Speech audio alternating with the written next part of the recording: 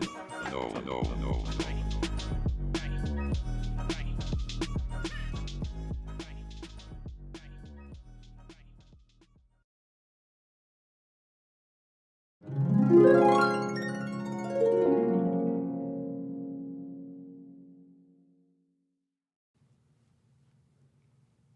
Good evening, everyone, and welcome to the 25th episode of The Treat Show. Sorry, my headphones are being a little weird. Trying something new tonight. I don't think it's gonna work. No. Could I steal my other hat, but it's in the bathroom? I'm so sorry. Okay, we're gonna restart. Kinda. So we've got my good friend Andrew Hatch in the studio today. I'm super excited. It's been a while since we got to see him.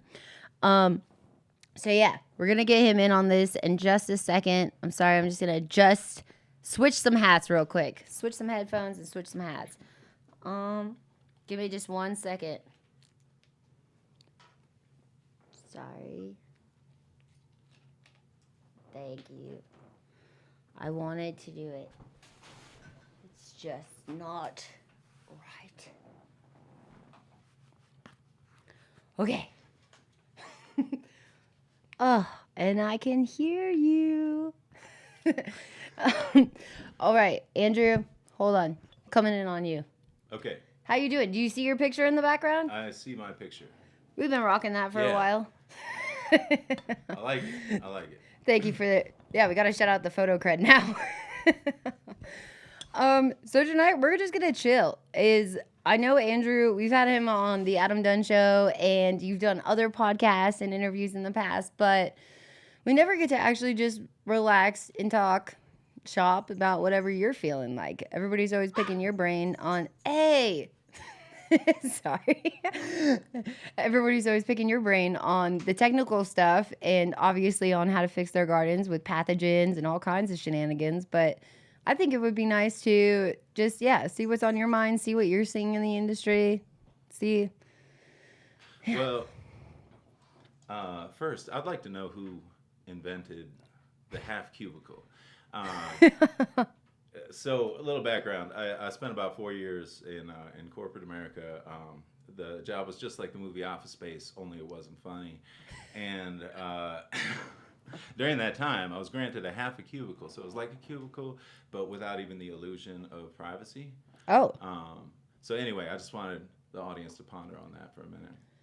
If anybody out there has escaped corporate, congratulations. Heck yeah. If anybody out there has escaped corporate and then gotten good outside of corporate and then had to go corporate again because of that, I feel for you. Anyhow, no, I think that's an excellent thing to point out. It's really funny is I was talking to my friend yesterday about one of the jobs I took amongst my journey was at Harmony Extracts. And it's funny, but I went from like, it doesn't really matter, but I went from like a trim position or like a trim position to a head grower position, back to like a trimmer, back to like all these different things. And I used to just take anything to get back into a job, and it didn't matter to me. I was like, whatever. And like people are misled, I think, by like consultants' titles and stuff like that. Is like I didn't gain this experience by like being a consultant the whole time, and and so it's really funny. Is like I went there because it was like a female-owned company or whatever, and when I started there, I started as a trimmer again, and I was like, I don't know, but basically took it for like $12 an hour from making like a pretty good like income, and was just like, let me just get in the door. And I remember like, it was like weird, as I remember there was like stuff going on, like they had spider mites, they had some of these other like little, I hate to say little issues, but like pretty common issues, you know? And came in and started like treating them and kind of helping them out. And it's funny, but I ended up getting promoted to the head grower, and it was like they never saw my resume before. They never knew anything. And I think it's funny though that people like will almost block themselves from opportunities. You know, they'll be like, I can't make $12 an hour. Like, how am I going to pay my bills? Like, I can't take this job. But one thing that I want to remind people is that you should just take any opportunity, I think, that like really shines to you, because you can shine in a job or you can move up. But it's kind of like that weird balance that I think you went through, is like where we start and you want to work at the mom and pop shop, you want to work at these boutique places, and then your career starts like getting to the next level, and you're like, I want to work for the big dogs because that's who's gonna pay, that's who's gonna like this brand recognition, all that stuff. And then you go to these places, work for them, and you realize you're like, damn, I hate this. like this is everything I'm against. This is like we're moving through rooms, we're cruising through flour or whatever's going on, or they're not following the protocol that you would necessarily, like to see. And I think it kind of like it's almost like an ongoing thing where you're like small to big, back to small, back to medium. Do you feel like that's ever happened? Well, when I was talking to my advisor in school, I went back to school when I was like 30, and I was telling him all the different things I had done, and he's like, "What haven't you been?" And I was like, "Successful." That's awesome. Like so, I've started at the bottom in a lot of different kind of fields, Yeah. and I kind of feel like it was all very worth it because I got ground up information about just multiple different systems. And then when I had enough of those under my belt, they started to mesh. And so now I have kind of an understanding of businesses as an organism because I've dealt with so many different ones, if Wow. that makes sense. And so definitely, if I had stayed in one vein, probably I would have, you know, been earning more by now. Yeah. But I would not necessarily be as marketable, and I'd be kind of hamstrung by the fact that I only had that one. Well, in signing contracts, just like we were saying too, is like there's been a lot of jobs, and I imagine for your job, like specifically, is even more uptight with this. Is like they make you sign things saying that you won't release that you're working for them at the time, that you won't post photos, that you won't talk about what you're actually working on, like all of these awesome things. It's like it's weird because your ego, I think, completely gets annihilated because the time in your career where you're actually doing cool shit and you're like getting really deep into stuff, you can't tell anybody about it. And then by the time it's over, everybody else finally caught the wind or caught the wave or whatever. And you're like, damn it, man. Like, it's like life is just like, I get it. I get it. So I have a couple friends that are other nerds, and we'll call and we'll start to talk and we'll get really excited, and then one of us realizes that we're under NDA, and we can't actually even broach the topic, and we're like, "Oh, I just started working. Oh shit."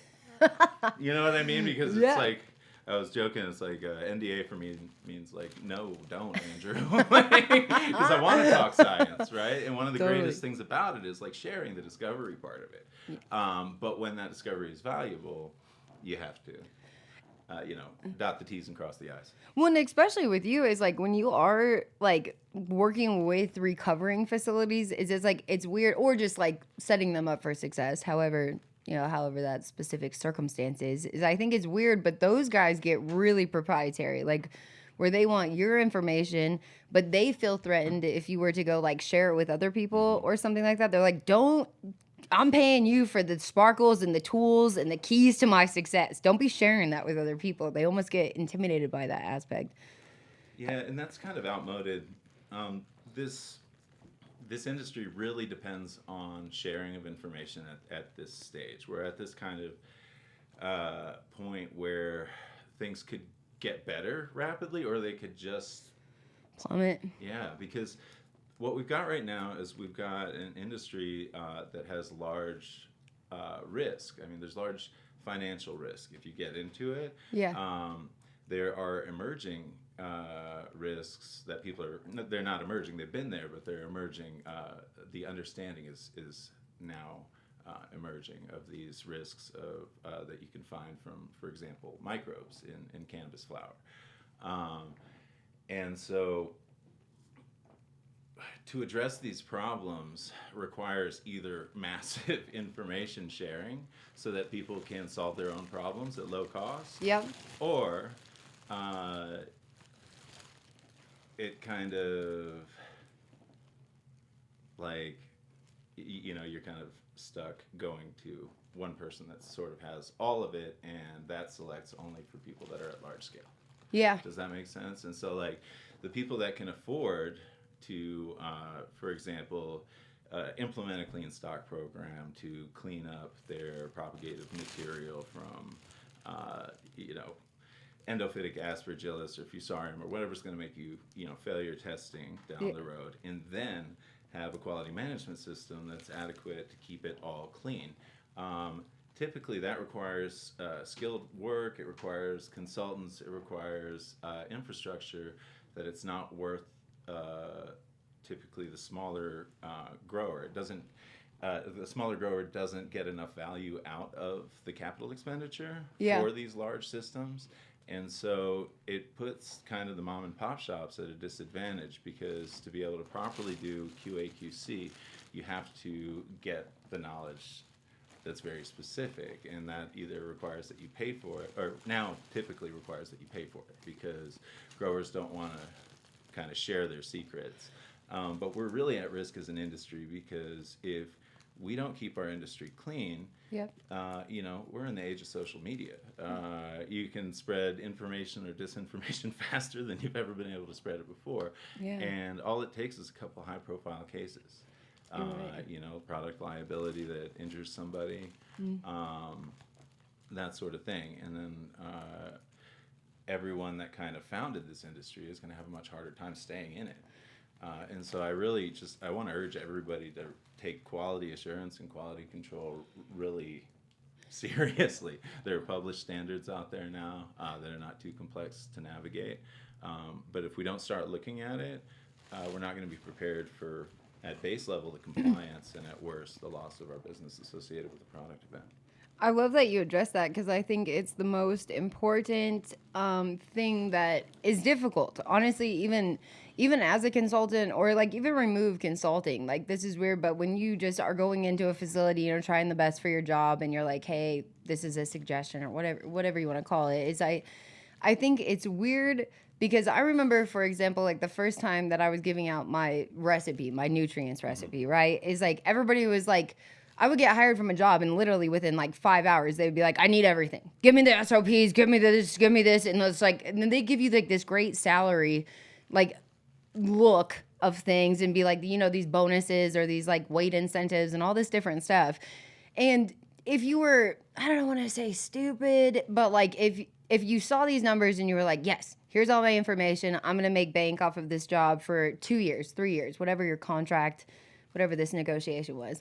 But in my mind is like, I already knew that I would be working there for 3 or 4 months. Is like, they're going to pay for my secrets for a couple months, and then they're going to have me train their staff for half the price, or bring in another employee that I'm over, whatever they're hustling too. and and I feel like, though, it puts you in a weird position where sometimes I felt like I was like jaded, and I hate to use that word, but for reals, like where you were trying to be progressive and help a group of people, and it's weird, but they were almost resilient to change, or like, maybe it's because I'm a lady, maybe it's not. I don't even think so. As I think if anybody comes into a facility and is like, you're going to run my system, if you will, is I think people, typically the head grower or whoever's been managing that, does not take it very well. I have noticed this. Have you run into problems with that? It is unsubtle. I'll put it that way. Yeah. But like nobody likes to have somebody walk into their facility and call their baby ugly, basically. You know what I mean? It's true. And a lot of growers haven't grown. This is changing a lot, but a lot of the growers, and I've met a huge number of them, haven't grown other crops before. Yeah. And so there's a lot of, I see a lot of kind of chest beating, between different growers. Like, oh, no, I've been doing this for this long and for that long, and my secret sauce is better than your secret sauce, plus your mom's ugly, or whatever.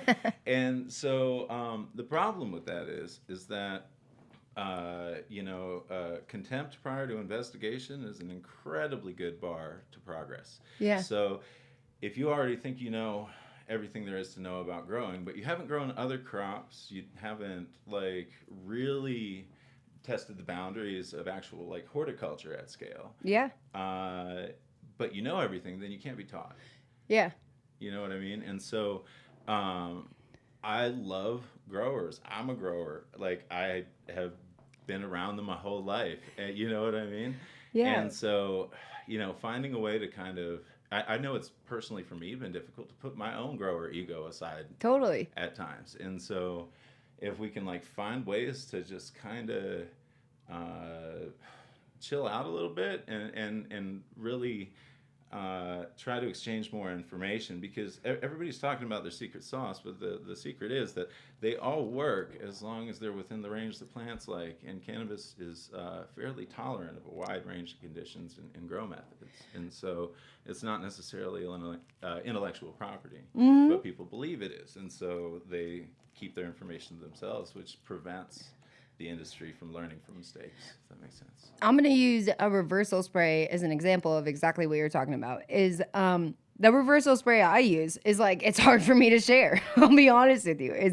It's still hard for me to share still to this day. I can give people a solution or give them other concentrates and things like that and methods to reverse their plants, but I'm like, still get nervous when I'm like, do I want to give them my fem recipe? Like, they're never going to credit me. They're going to take it. And like, it's weird, but it is your own ego getting in your own way. It's kind of strange, but it's like, it doesn't affect, or it shouldn't hurt you to share knowledge. It's like, if somebody does really well because you help them, and say they don't acknowledge it and you never get credibility for that, it's weird, but I'm sure they gave you tools, or even seeing some of their crops like struggles or something does help you as well.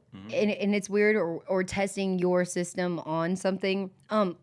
I'm going to use the reversal spray one more time, but with Fusarium, is like, if you go to reverse a plant that has Fusarium or something like that, is like, once those hormones start getting flared, hormones start going backwards, then the plant honestly gets flared from this stress. Yeah. And most times than not, I'll see them actually kill whatever they're trying to reverse, and they'll be like, damn it, like, was it the mixture? Did I go too strong? And it's like, no, that plant would have hormonally not agreed with what you're doing. You were already subjected to like a very stressful operation. You know what I mean? You're suppressing ethylene production, and that does other things too. And so, I mean, it's very stressful for the plant to keep moving through this thing already. And so when you've got Fusarium, especially because Fusarium is largely in cannabis, and especially the cases I've seen, an opportunistic pathogen rather than a true pathogen. So it has to have other factors compromising the health of the plant, or it has to be just so pervasive in the environment that it can just overwhelm the plant.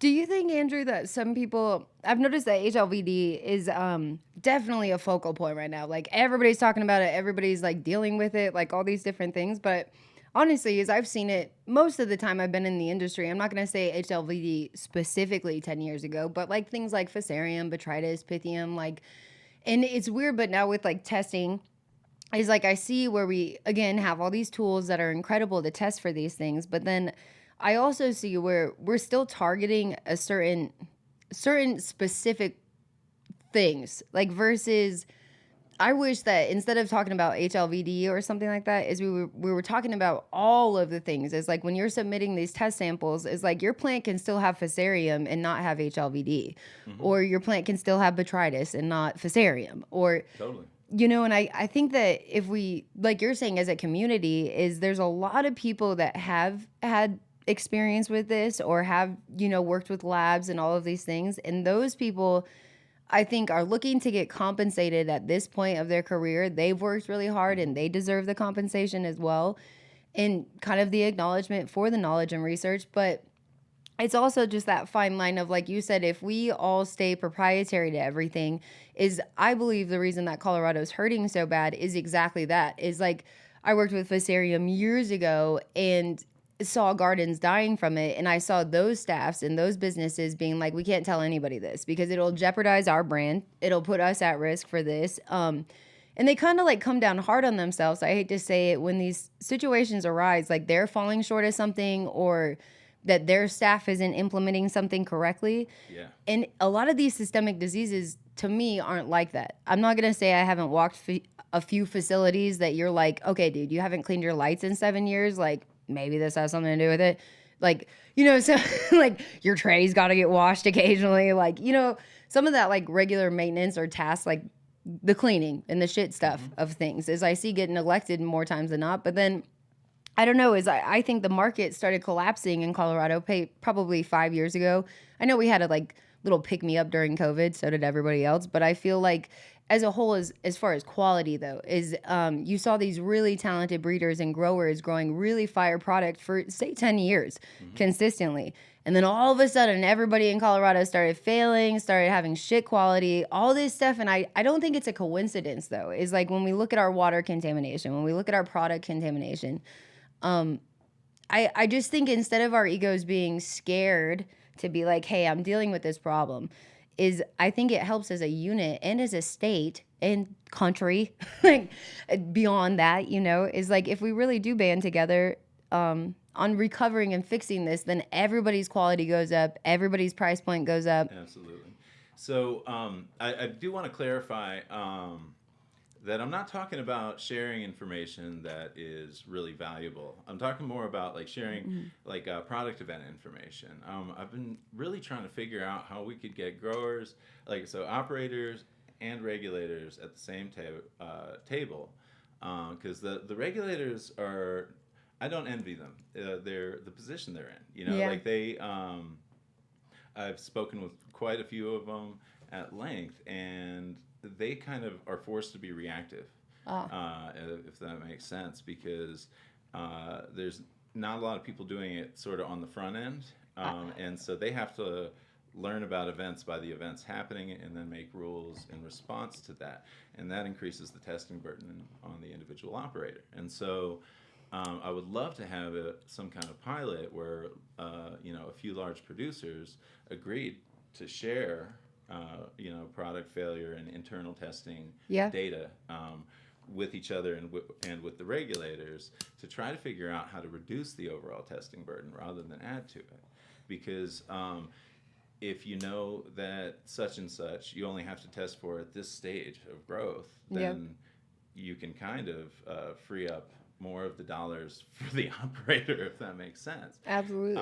But the situation we've got now is where operators are afraid to talk to regulators, and so regulators are in the position of like trying to do their own research and figure it out and then make rules or respond to like public concerns.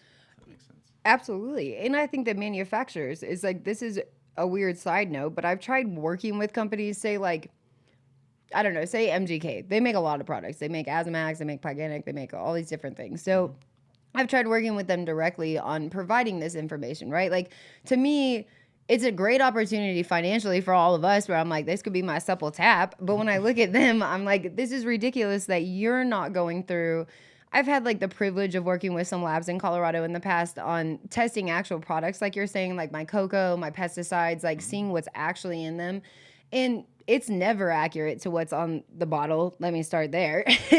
and I think it's weird because like some of these things, like we were just talking about before the show actually, is Canna cocoa I love and I've used for years, but I've used other types of cocoa, and people don't realize, because cocoa is hydro, is that it is organic, and the cocoa itself can have fusarium and some of these other things and contaminants in it. And I don't know, it's almost like soil, like when you're talking to somebody going into their grow and you're like, okay, we need to switch you from soil because of heavy metal testing and some of these other things. But then Andrew was like, cocoa has heavy metals in it. Like, you still risk it can versus it's difficult because I think that the way our testing is actually set up is kind of like, it's not their fault, but I feel like it's almost setting you up to fail because we're failing at the end of the run. Versus if you were testing the plants, and I understand that they can go dormant and things like that, but if you were testing the plants throughout the actual cycle, and then you could eliminate a room when it was 2 weeks in versus 9 weeks in, and some of these different things, or vegetation, if you saw come in hot for something, you could actually quarantine those plants, or you could manipulate the room a lot differently. Versus now we're just hoping, right? Yeah. You're like doing everything that you possibly can, and then you're hoping at the end of your crop that it's going to pass this testing, and most people are not. Yeah, and the risks are so varied. I just talked briefly for Cannabis Business Times a couple days ago, and the subject was microbial contamination. And so, like, basically, there's a middle road between you know, finding out at the end you're gonna fail, Yeah. and investing huge amounts at the front end, right? And so just really having an understanding of quality management and having a quality management system will allow you to have the sort of checks and balances in place. It might cost a little extra labor expense because you have to have somebody that's paying attention to it, right? Hmm. But it can prevent kind of the unseen losses of microbial contamination, which are like, you know, crop loss. You know, when a product fails, you know, if it's a batch and you have to destroy it, there's an obvious cost there. If you have to remediate it, there's an obvious cost there, but less obvious are the, you know, if it made it out the door or it got packaged, you Yep. got the packaging cost, then you got the labor cost, then you got the, oh shit, our hair is on fire cost, which is where you're like, and you, stop doing your normal jobs and help with this, right? Yep. It can affect business continuity, which is, and kind of opportunity cost. I don't know if I'm using that correctly because I study plants, but hey, but you know, like you're not having the opportunity to sell the strains that the customer expects to see in the store because of a product event that you found out about at the very end of the process, right? And so Yep. quality management consists of quality assurance at the front end, which is like setting up things so you don't have product events, and then quality control at the back end, which is really important, which is your own internal testing before the product leaves the building. Yeah. Because you know, the people that make whatever, I don't want to name a brand, but whatever consumable item that's super common that you can microwave and eat, you know, like that everyone recognizes, they probably don't wait until, you know, required testing to find out if they're going to fail a, you know, multi-million-dollar batch. Okay, If that so makes sense. why you touch on that? So Hot Pockets.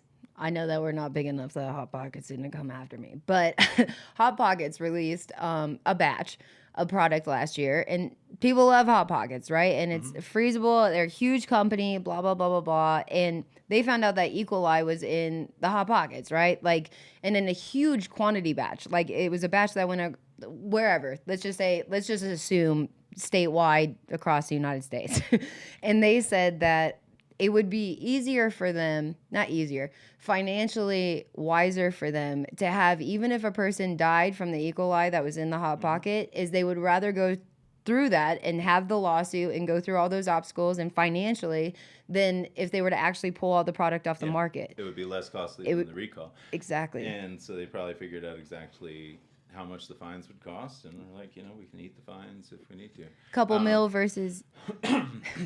I don't know anything specifically about that particular case, but yeah, I've seen that in multiple industries. You know, where it's kind of like, yes, there's a human cost, but here's the threshold. we're willing to accept it until here. You know, and then above here, it costs us more than it's worth.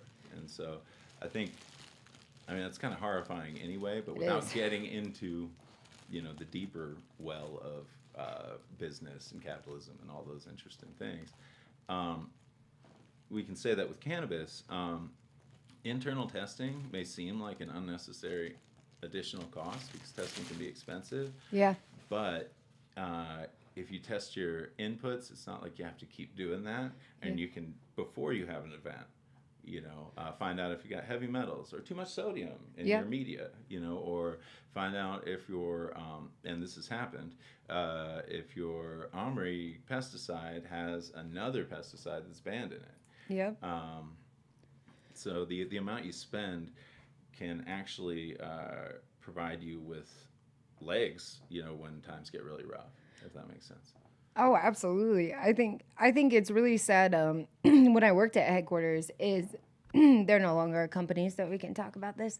Is they I'm not a lawyer, so I'm not going to weigh in on that one. It's funny, is I was their head grower forever, and honestly, we had a really strong reputation in the state, and we were fully an organic grow, and it was strange, just like what you were saying though, is there was a product that came onto the market, Guardian is what it was called.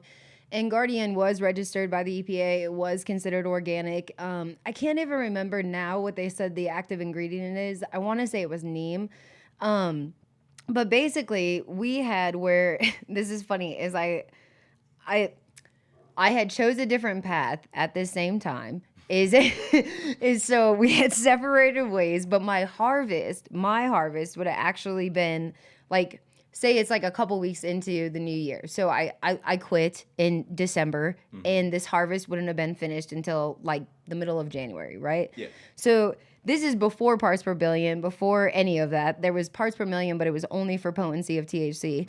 And so there was no like real regulations as far as this goes. And just by I'd say pretty unlucky at the time is we were using this product Guardian and it tested hot for the same active ingredient that's in Forbid or Avid. I can't remember which one honestly now. This was About abamectin, I can't remember if it was abamectin or if it was Spiromess. I can think never is say the it. other one.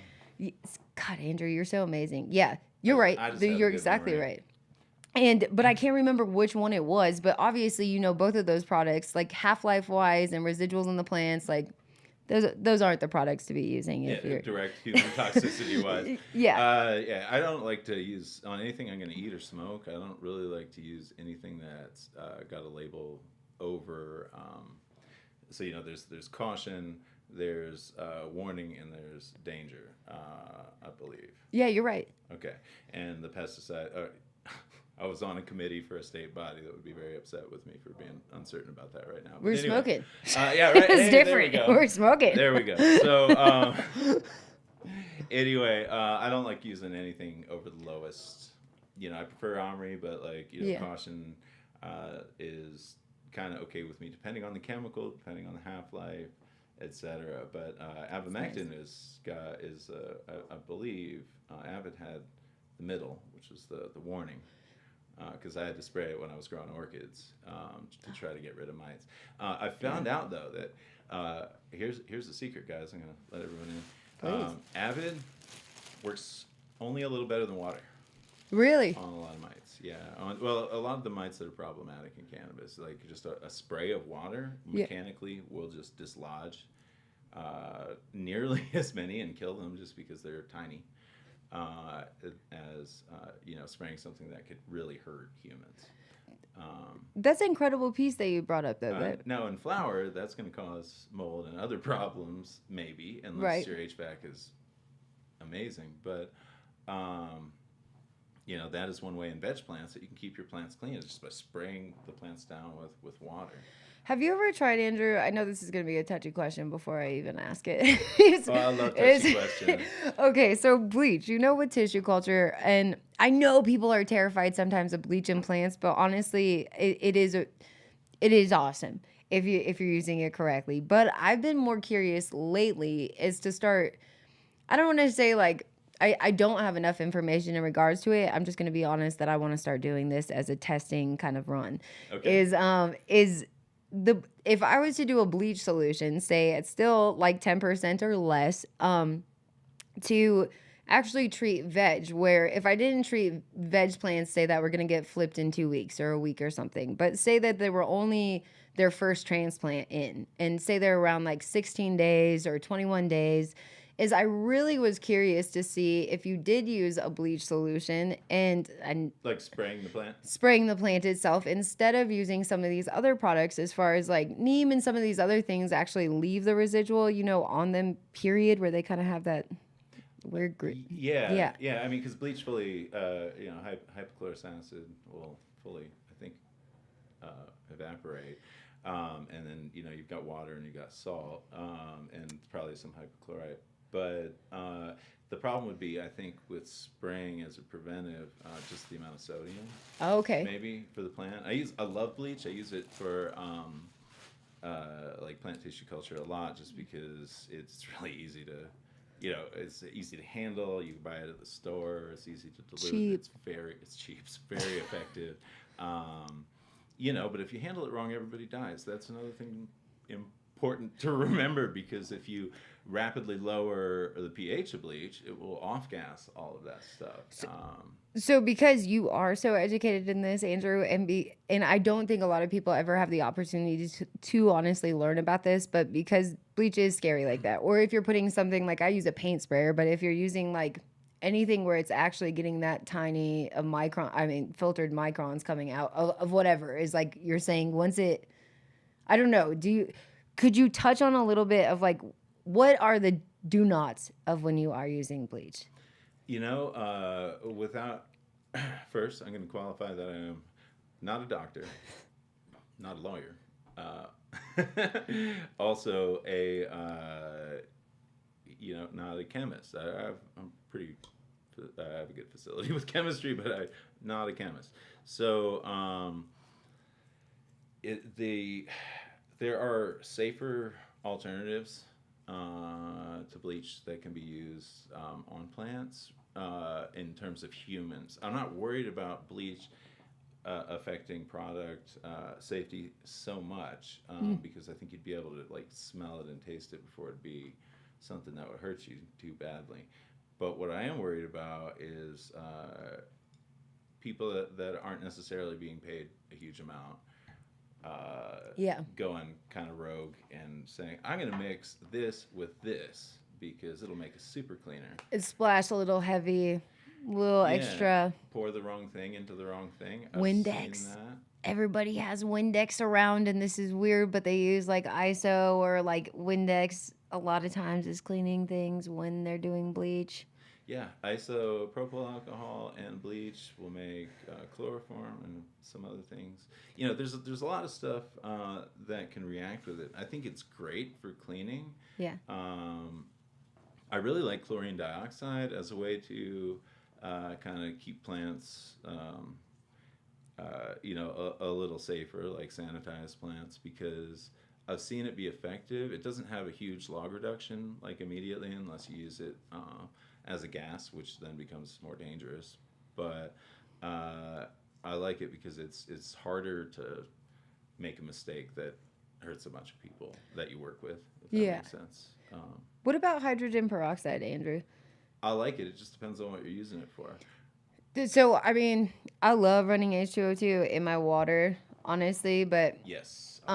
it's my favorite. Yeah, I'm addicted to it. Once you start doing it, I feel like you never go back. But it's obviously difficult to do that if you are using compost teas and like living soil. Obviously, that's not really an option. But yeah, what do you think? So let's see. Hydrogen peroxide, very effective at killing fungal spores. Not as effective at killing bacteria because they've got enzymes that they can use to, get rid of these reactive oxygen species. And so I did not know that. hydrogen peroxide works well against spores. Isopropyl, great for killing bacteria, but doesn't kill spores. So if you're cleaning your buckets with isopropyl, that could contribute to testing failures because you've got this layer of resin and then you've got trapped in it all these fungal spores, which really don't care if they get wet with ISO. ISO actually helps HLV de-infect. You were the first person ever in my whole life, in every educated, intelligent person I've ever spoken to that brought that up about ISO alcohol. I did not know that. So I think actually I was in the room, but a more qualified person told you that. That was it. That was on the show.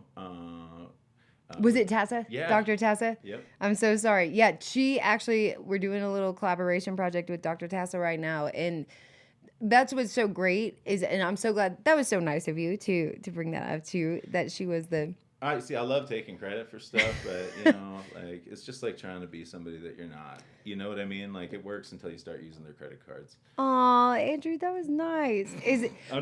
She's another like. It's funny because you both though are like my favorite go-tos when it comes to these conversations though is Dr. Tassa is like phenomenal. Like honestly, she's like my favorite woman. I feel like that's the woman I freaking look up to that I'm just like nerded out on. I think she's phenomenal in every way, shape, and form. But I think like when we've been working on this right now though, we're currently doing it, and all the genetics that I'm running and like sell and do all this stuff is I do make sure that they're tested before, and we're covering the basis of all these things. But even with testing though, as I've noticed that is like for instance, like we started with Dr. Tassa, and she showed us to take parts of the plant, right, where it was actual like the tissue of the leaves, and then it was a sample from the roots as well when we first began this process. But then after now where we sit, we've been doing this for a while together, is she switched to just samples only. So even when we were taking the root samples, I thought this was intriguing though. Is I personally feel like I can look at a plant and I can see where the plant is infected in the parts of the plant.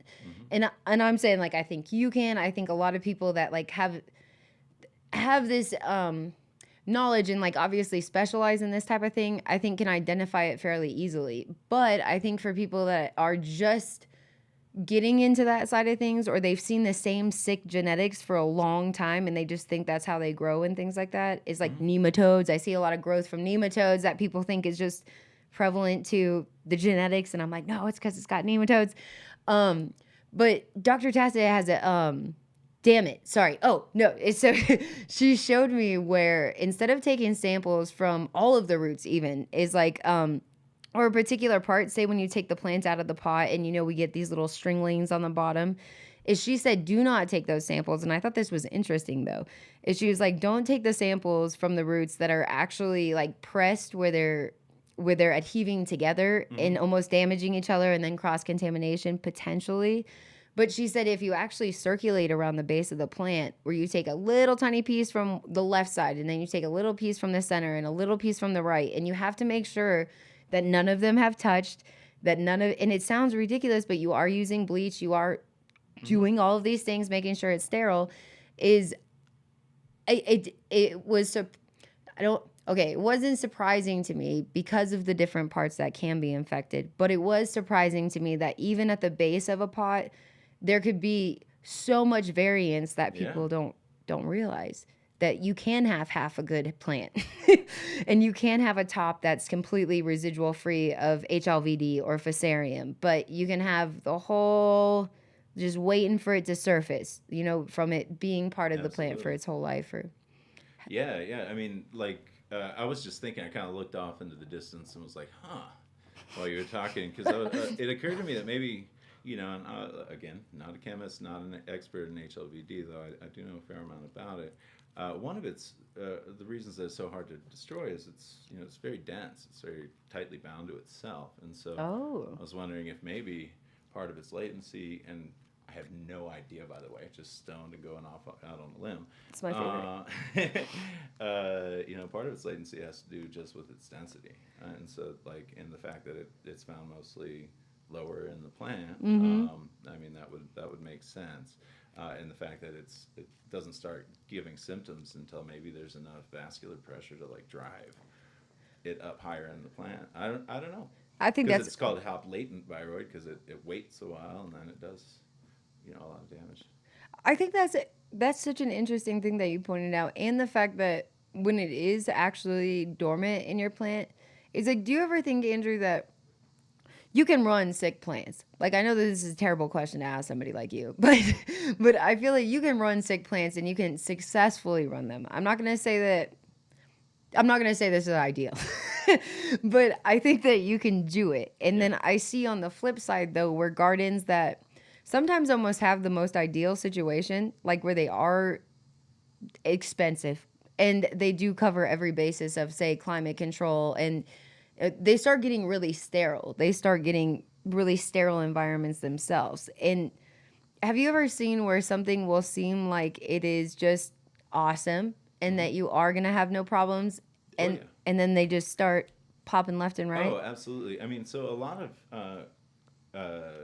some fungal pathogens will use this as a strategy. I mean, for example, like Fusarium waits till flower because for one, the plant is starting to like senesce. It's like starting to die because its life cycle is over, and so it's weaker. But for another, like there's a much higher sugar concentration kind of available, like for rapid growth for the fungus. And so I've definitely seen things look great until you put them into flower, and then all of a sudden, boom! That additional stress of flowering. Switching the lights, like switching the environment. Because, usually you take them from one place and put them in another. That can be enough to just. What do you think about CO2 when you're dealing with these things? Like, do you ever use or see variance in like people running rooms with a high CO2 versus lower ppms in the room? Or, like, I say that because of bugs. That's what comes to my mind is like, I know that that's a tool that you can use to like increase your CO2 and try to suffocate them out or whatever. Have you seen that? Have you heard of that? Is that fake to Um, you? I'm not sure how CO2 impacts, pathogen, distribution or growth. Other than that, one of the best kind of defenses against pathogens in the first place is a very, very healthy, robust, fast-growing plant. Just the resilience itself, Hmm. if it can. I know that to suffocate insects, I think you have to use enough CO2 that it might not be. Good for you. It does, yeah, kill you with flying colors, but also probably expensive. I was going to say prohibitively, expensive, and from a safety standpoint, it'd be difficult to close a room and completely. Have it sealed like that. Yeah, for sure. And then where do you vent it to? You know what I mean? And what are the impacts of that? And it's interesting because we're in an industry where a lot of the time we're learning new stuff way before the regulators are. Yeah. And so there's a lot of practices that haven't had time to be scrutinized yet. And so I'm really interested to see what we're going to find in the next few years.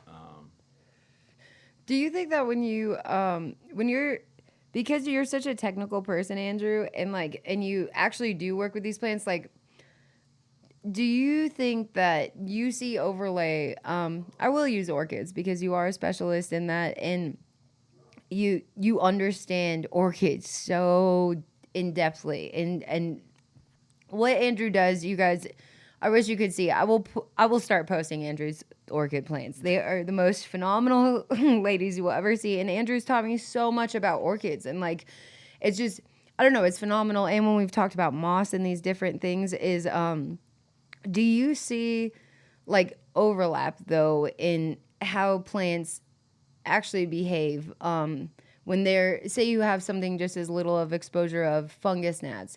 Do you see the same decline in a cannabis plant that you do in an orchid plant? For example, let's use fungus gnats as an example, because fungus gnats, they can eat roots. They don't do a huge amount of damage until there's a lot of them. Okay. Orchid roots are typically larger, like much larger than other plant roots, because they got like a layer of velamen around them, which is something they use to adhere to trees, like, because most of them grow up in the trees, and so they got a much thicker root, and so fungus gnats don't do as much damage to them, for example. But there's still a problem because fungus gnats love greenhouse conditions. They love damp soil. In disease, like once you have like something like a fungus gnat, like I don't know if there's like an HLVD of orchids. It's like if there's something that comes in and infects and like takes out orchid crops, is I'm not sure if adult fungus gnats feed, and so so they fly in, they lay their eggs, then they've got the larval stage, which is what really does the damage, and then they fly off somewhere else. So I'm not certain that they could vector a disease unless you had multiple plants sharing the same soil, if that makes sense. But they can definitely open up a root and have give access to things that are already in the soil, and cause disease that way. I'm not sure if they directly vector stuff, but I love the pasta noodle thing, by the way. I don't know if it's classy or not classy, but I feel like the pasta noodle works. But I used to get those glass tips, and like I have this awesome glass blower. He's in the chat tonight. Ben Wags he makes me these custom tips sometimes. But what's weird about the backwoods though is like, I don't know anybody that smokes backwoods, but like they're like there's always like 5 in a pack and 3 are good and 2 are shit. And it's funny, but the glass is too heavy, and the pasta noodle.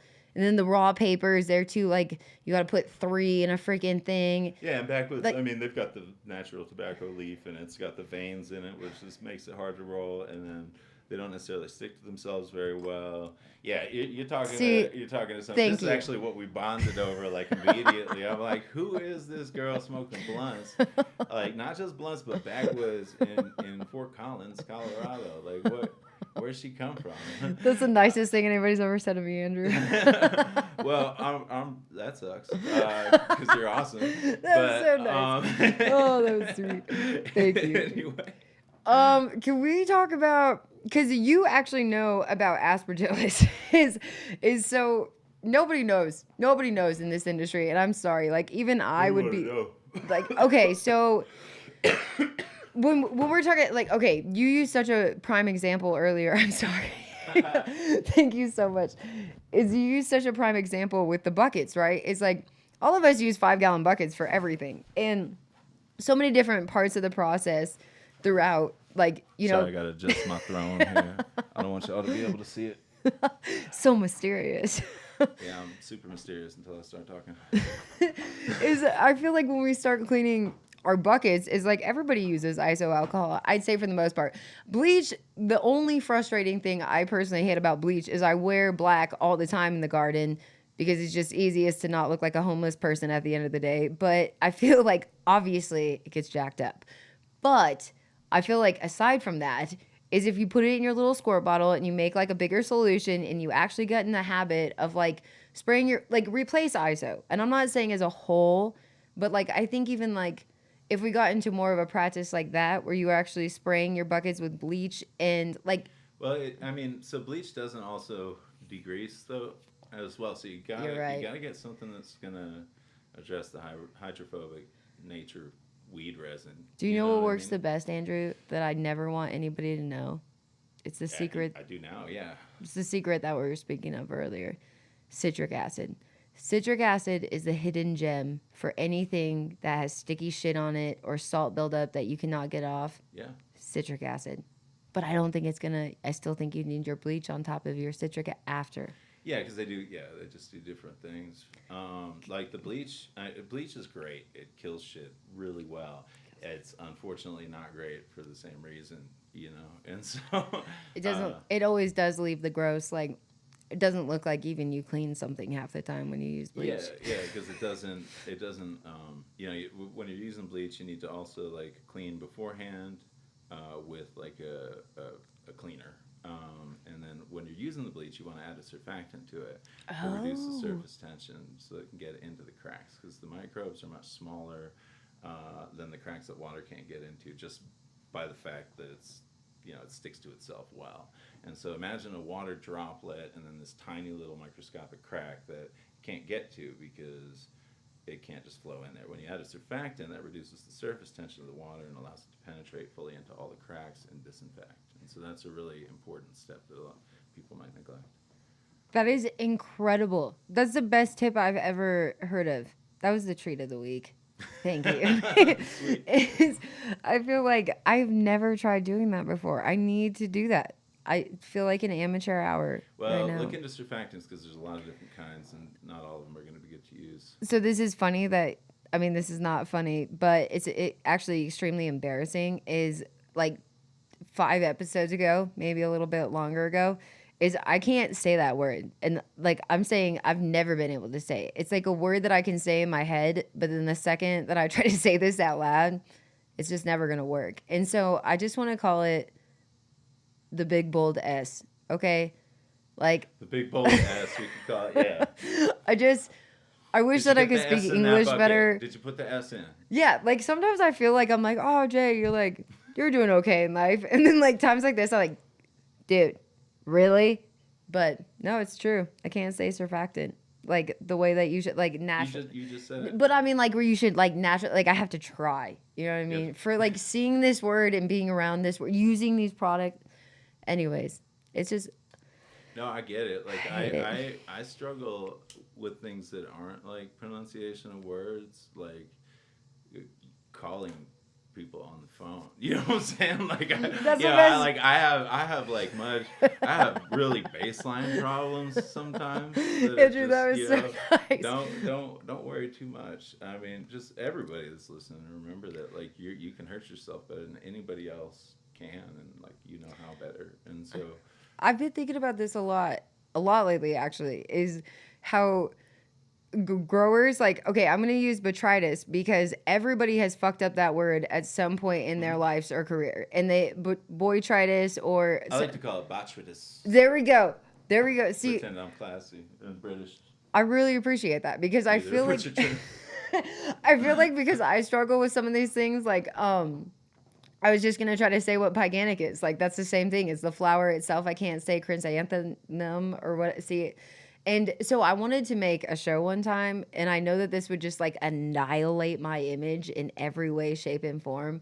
But probably my business, I probably would be ended after this. Is Now I'm really intrigued. is I really wanted to do an episode of every word that everybody wishes they could ask about or get like the Like, pronunciation what of. does what does Like- this mean? But I'm afraid like to tell people I don't know what this means. That's exactly. I wanted Yeah. to just be like the blonde girl that took one for the team. That was like, dude, it's okay.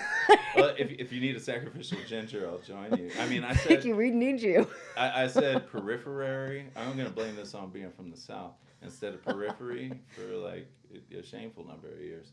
God, thank you, Andrew. Thank you. Um, Okay, back to aspergillus. Aspergillus, yeah. So, aspergillus. What did you want to know about aspergillus? So, okay, first of all, where do you think it most commonly comes from? Like, what is aspergillus? Aspergillus is just a really common air mold. So it just comes in every time you open the door. It comes in on your clothes. The four they test for are in Colorado, I believe, or I'm not going to try to list them off. I know Terrius and a couple others, but I'm stoned and so I'll fuck it up. But This is the best part. anyway, I've cultured all four of those in the lab.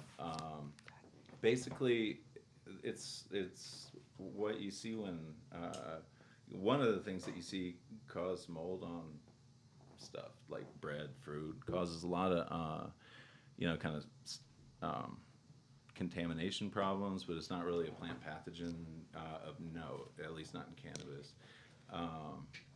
Aspergillus is really hard to get rid of because the spores are, like 2 microns, I think on the low end, or 1 micron on the low end, and so they go through a lot of HVAC stuff. They're Okay. just, by their small size, just difficult to get rid of. And then aspergillus is hard to test for with like conventional methods because it's one of those organisms that doesn't like to eat what you serve it. I mean, there's like kids like that. You put it out a nice little petri plate for it, and it's like, no, I'm not gonna eat that shit. And Really? So, so like you get much lower when you're using traditional like like qPCR. If you're just doing culture plates, it can be hard to grow because like we were getting about 1/10 of the hits when we compared. No way. Plate-based culture methods with qPCR samples from the same lots. And so, like, it's just one of those things that's hard to culture. Penicillium's super easy to culture. I mean, I imagine if I'd done a deeper dive, I would have figured out how to differentially culture aspergillus. But at that point, you need something, if you're using culture plates anyway, you need to be able to kind of look at all the things that are on there and the relative quantities, and so aspergillus it's not a reliable thing that it doesn't culture easily when you're using a broad kind of spectrum medium, and so PCR testing picks it up. Problem with PCR testing is that when you got a kill step, that'll protect you from culture-based detection methods where you have to actually grow organisms in a petri dish, but when you got a kill step like like X-ray or any other kind of radiation you're using, it doesn't necessarily destroy the DNA. And so the PCR test doesn't have to grow any live microbes. It just looks for the actual DNA. But it doesn't differentiate between living or dead necessarily. Now, I believe you can with qPCR, but as far as just detection goes, it's really hard. So a lot of places have kind of gotten, I don't want to say complacent with the kill step, but they've got a kill step that's solved problems that they didn't fully really have their minds wrapped around, and then they changed the testing method. Okay. And now everyone's failing because now you really have to have it gone, whereas before it was totally yeast and mold count. Like that was kind of what they still use it, I think, but it's not they've added to it. Sorry. No, that was incredible because I think that's what is crazy to hear you say that it's difficult to have like replica or reproduced in these petri dishes. But then when you see a grow though, is like I'm pretty sure Aspergillus has taken out Colorado's market. Like at least like I'm saying as testing goes, like every Yeah. facility that has hired me is because they are failing for Aspergillus and they're failing for these other things. But that being the most detrimental I think I've seen this whole year. Yeah, a lot of places just weren't ready for it, and I'm pretty sure vendors of the various devices used for killing it didn't necessarily clarify. No. Do you think too, Andrew, is like a lot of places use mini splits? Like this is weird, but I always like when I go into these jobs is like the first thing that we all do is like clean a lot of stuff and like all this Oh, shit. do you want this here? Oh, I feel like you don't worry about that. Thank Okay. you so much. That's so Oh. nice. And do you I think that like I don't know, is I wonder these mini splits is if they're passing some of these things around, not just even necessarily just Aspergillus, but like if they've never cleaned these filters in like 3-4 years Yeah. and like their rooms had PM like 14 billion times and or it's a Yeah, little yeah. exaggerated, Well, but you know. I mean, PM not as much because like the so in a grow, PM will produce spores that are relatively delicate and short lived. They're asexual conidia, and so like they only produce their really hard to kill stage in response to I think cold temperatures, and it's like an overwintering Oh. step. But other things like aspergillus, especially if you've got enough trapped in there, and then you've got condensation that happens, Okay. and it gets wet, then you've got spores that you've been trapping all along, but now they have water to grow with, Okay. and so then you can be spitting it back out into your grow. You know, that's if you're like, you know, kind of not paying attention to your stuff. You really should be changing filters because they just can't really. Changing your air filters based on filter loading is the only way I've seen that makes sense. I've seen a lot of people use a visual kind of indicator, but there's like a gauge you can get, like a magnehelic gauge that will tell you how much resistance the filter's encountering due to the shit in it.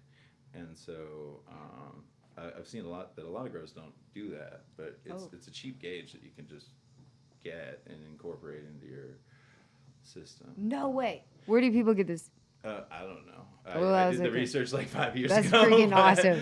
I'm looking into this, guys. Yeah, so like you know, doing it based on filter loading, because if you're just looking at it, like you have no idea, because like different things have different colors, and so you might be seeing a filter that still has a lot of life left on it, but you just see visual dirt because it's cocoa or something, right? Versus something that's gray that you wouldn't necessarily see, and so your eyes are really a bad indicator of when the filter needs to be changed. That's really good. I mean, that's something that a lot of us like neglect for a long time. And like, or you know, I've done the same, you know. everybody's first year of growing in their newest, nicest space is like is the shit. It's like you have your best run, like it's amazing. You don't have to worry about much of this. And then it's like your second, third year, fourth year, it's like your growth starts going to shit and everybody's like, what is happening? And why is it everything at once? Yeah, But totally. I mean, well, gotta change microbes are how you like that because it's like you're feeding an army. You know what I mean? And if you're just kind of missing sanitation a little bit, you know, when you think about it on the microscopic scale, it's like just the stuff we can see is obviously way smaller and can provide a food source. Like, so if we're not really being diligent on cleaning, for example, we're leaving literally like food on the table for these microbes, and then they can increase their populations until they become a problem. And so that's part of the reason that you don't, your first year is great, is that microbial populations are kind of gathering strength, and pest pressures also, like insects, other pests will be maybe present, but you just don't know they're there because they're kind of in the background until they get big enough to cause problems.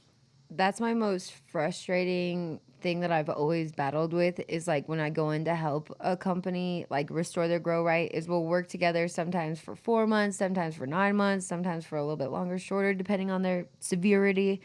And we'll be cruising right. And the first thing I tell them is I'm like, dude, you are gonna see these bugs die. Like you are not gonna see everything. Like you're gonna think your plants are doing so good. And we do get there and like everybody will be like, yay, we can like skip Thursday's spray or we can do this instead. Or they'll start like getting into this like neglectful, like too I've soon. done the same thing too. Oh, Yeah. me too. But and then they'll just all it's the same just like what you're saying though is like they'll come back so visually where you can start to see and then they're almost like 10 times as resilient as whatever you were combating that first round. Yeah, because like if you don't find the source, like I mean, I at one point in one grow cut into the lines in the wall, and it was because like one of the guys that was running the grow was putting organics through. He'd like to use organics, but he'd let them sit for a while, and then he'd pump them through the irrigation, and then he wouldn't flush, and so he built up these.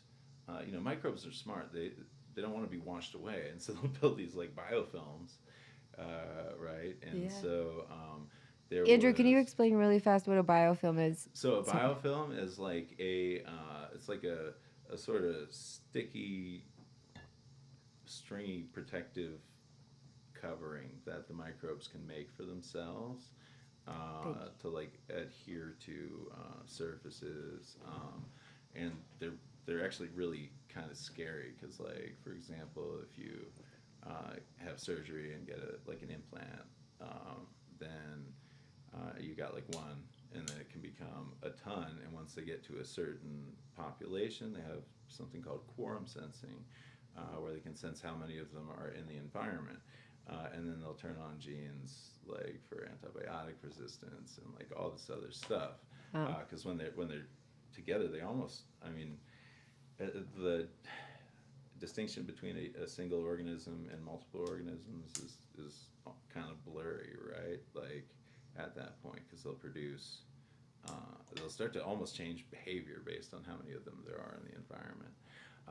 And so, anyway, biofilms are one of the ways that they kind of like protect themselves and stick together.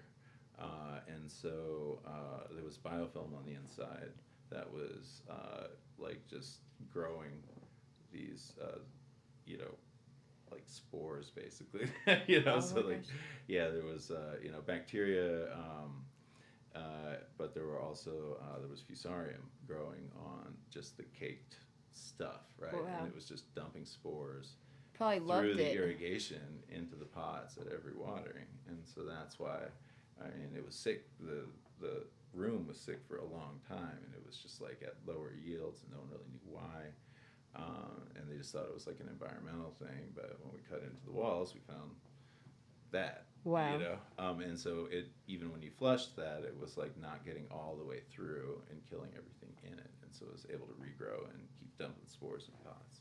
Gosh, I think that was such a beautiful description. Thank you, Andrew. Thank you. I know But everybody appreciates you have that. an interesting standard of beauty.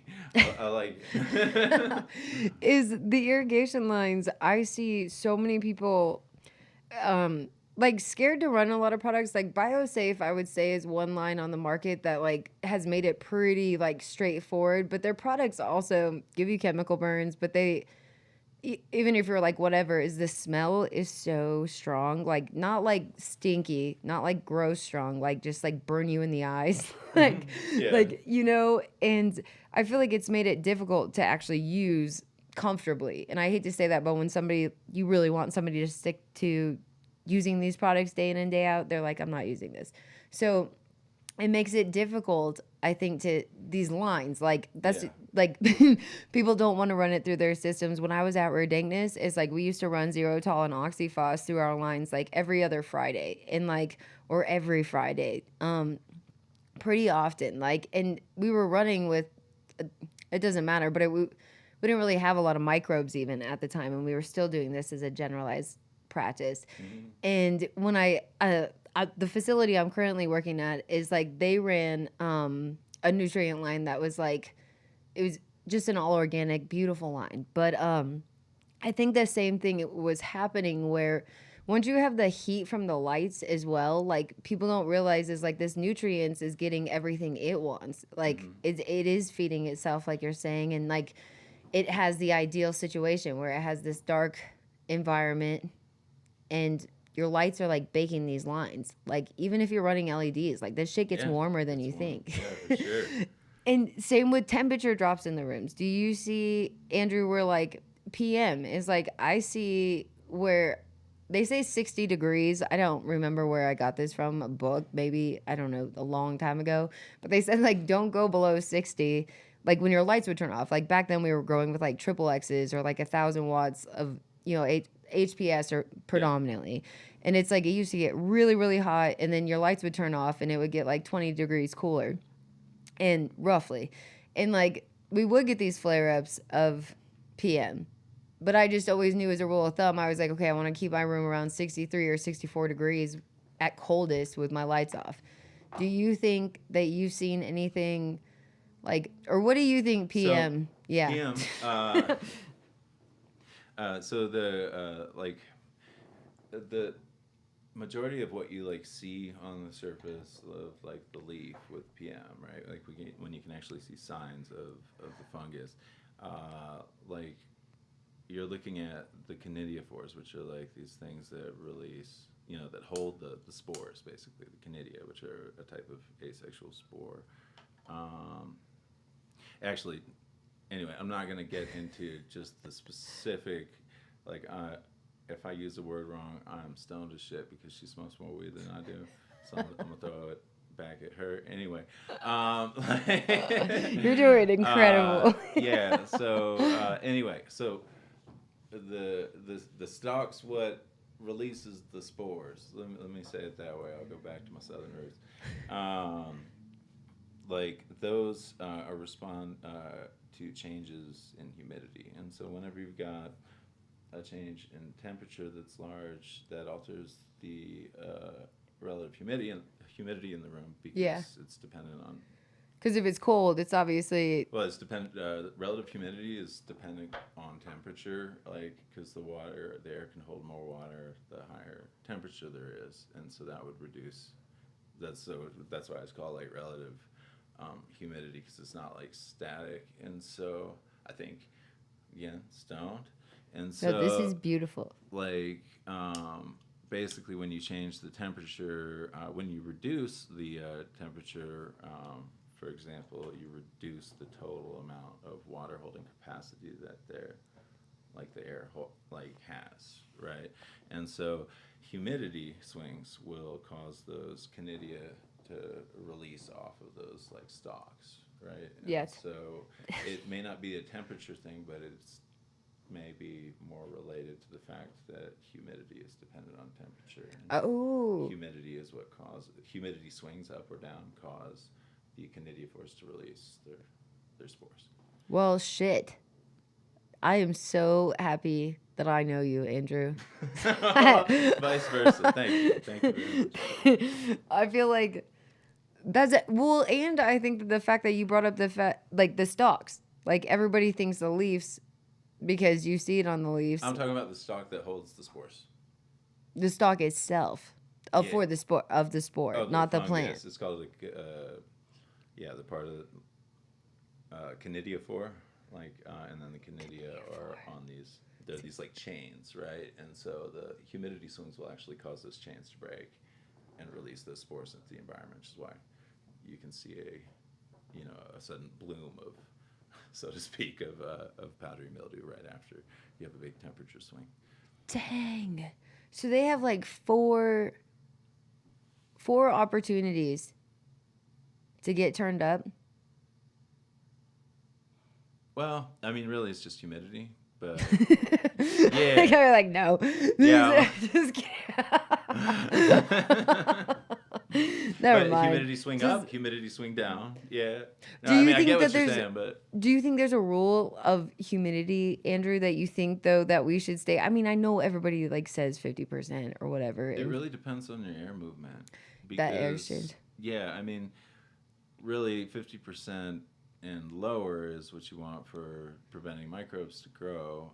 But I've grown orchids at scale, or they were miniature orchids, so scale was relatively small, but I had thousands, and so you have to grow those at much higher humidity. And so the what I do is keep the air moving a whole lot more, right? You Oh. increase air movement because like growing, you got all the different things. You got light, water, heat, all these things. But when you change one, the others change, and so you have to be able to kind of integrate all those things into one. So working with orchids, um, they will rot like with flying colors if you don't keep the air moving commensurate with the really high humidity. And so it kind of depends for disease prevention in your grow.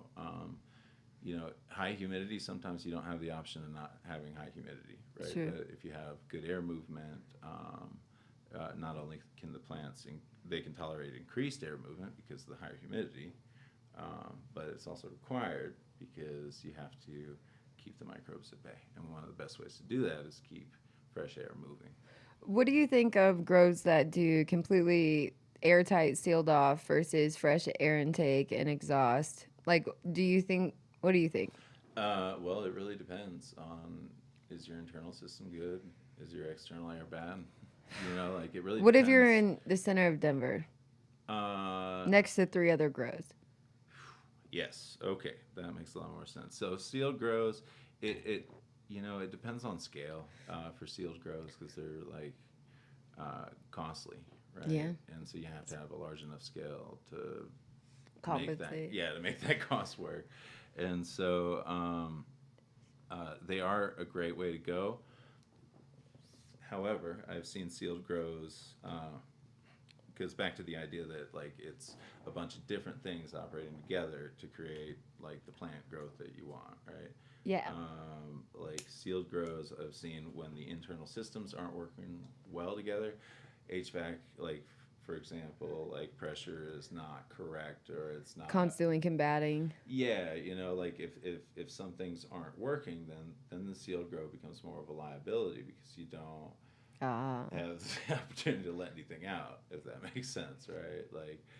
I've seen a lot of people not forget, but we get those trickster nights in the fall here, where it'll be late summer, I guess, and it'll start getting really cold at night, and it'll be still really hot during the day, and so people will still keep their fresh intake open versus and they'll forget though that it's starting to drop at night, and they will have the PM flare up.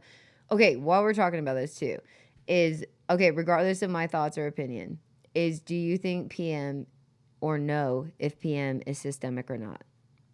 It's not. Thank you. Okay. Definitively, it is not.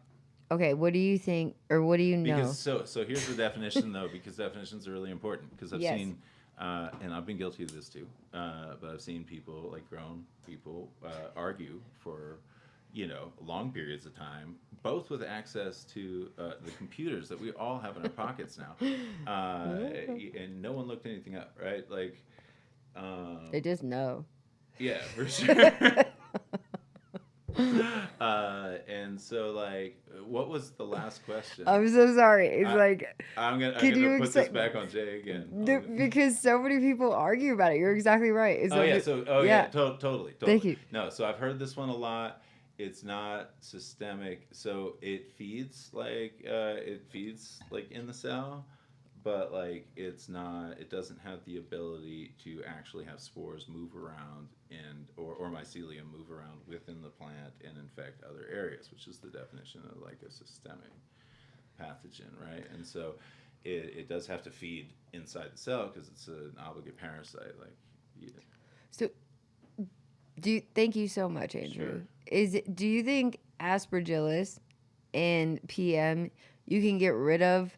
I'm gonna just touch on those two things because I think a lot of people are battling those things. So PM, yes, but not in a continuous harvest system. This is going to be, you're going to pay a lot to try to do that, and you're going to have a low success rate because continuous harvest systems just recycle The air, like you're saying, Yep. your HVAC, yeah. Yeah, well, I mean, they recycle problems, kind of. They act as you clean out one like one section of it, right? But you Yeah. still got growing hosts for the problems in the other section, so you can never empty the room and sanitize it. So like PM, for example, Yeah. the non like overwintering spores it makes, just the regular candidiates spitting out all the time, those are pretty short lived. It's like 5 days. But if you can never clean out your room, Right. right, and you can never fully eradicate it because of density or whatever, then you're going to be paying for that spray team. You're going to be paying for the sprays. You're going to be paying for the lost product quality, potential mishaps with sprays. You know what I mean? It just goes on and on and on.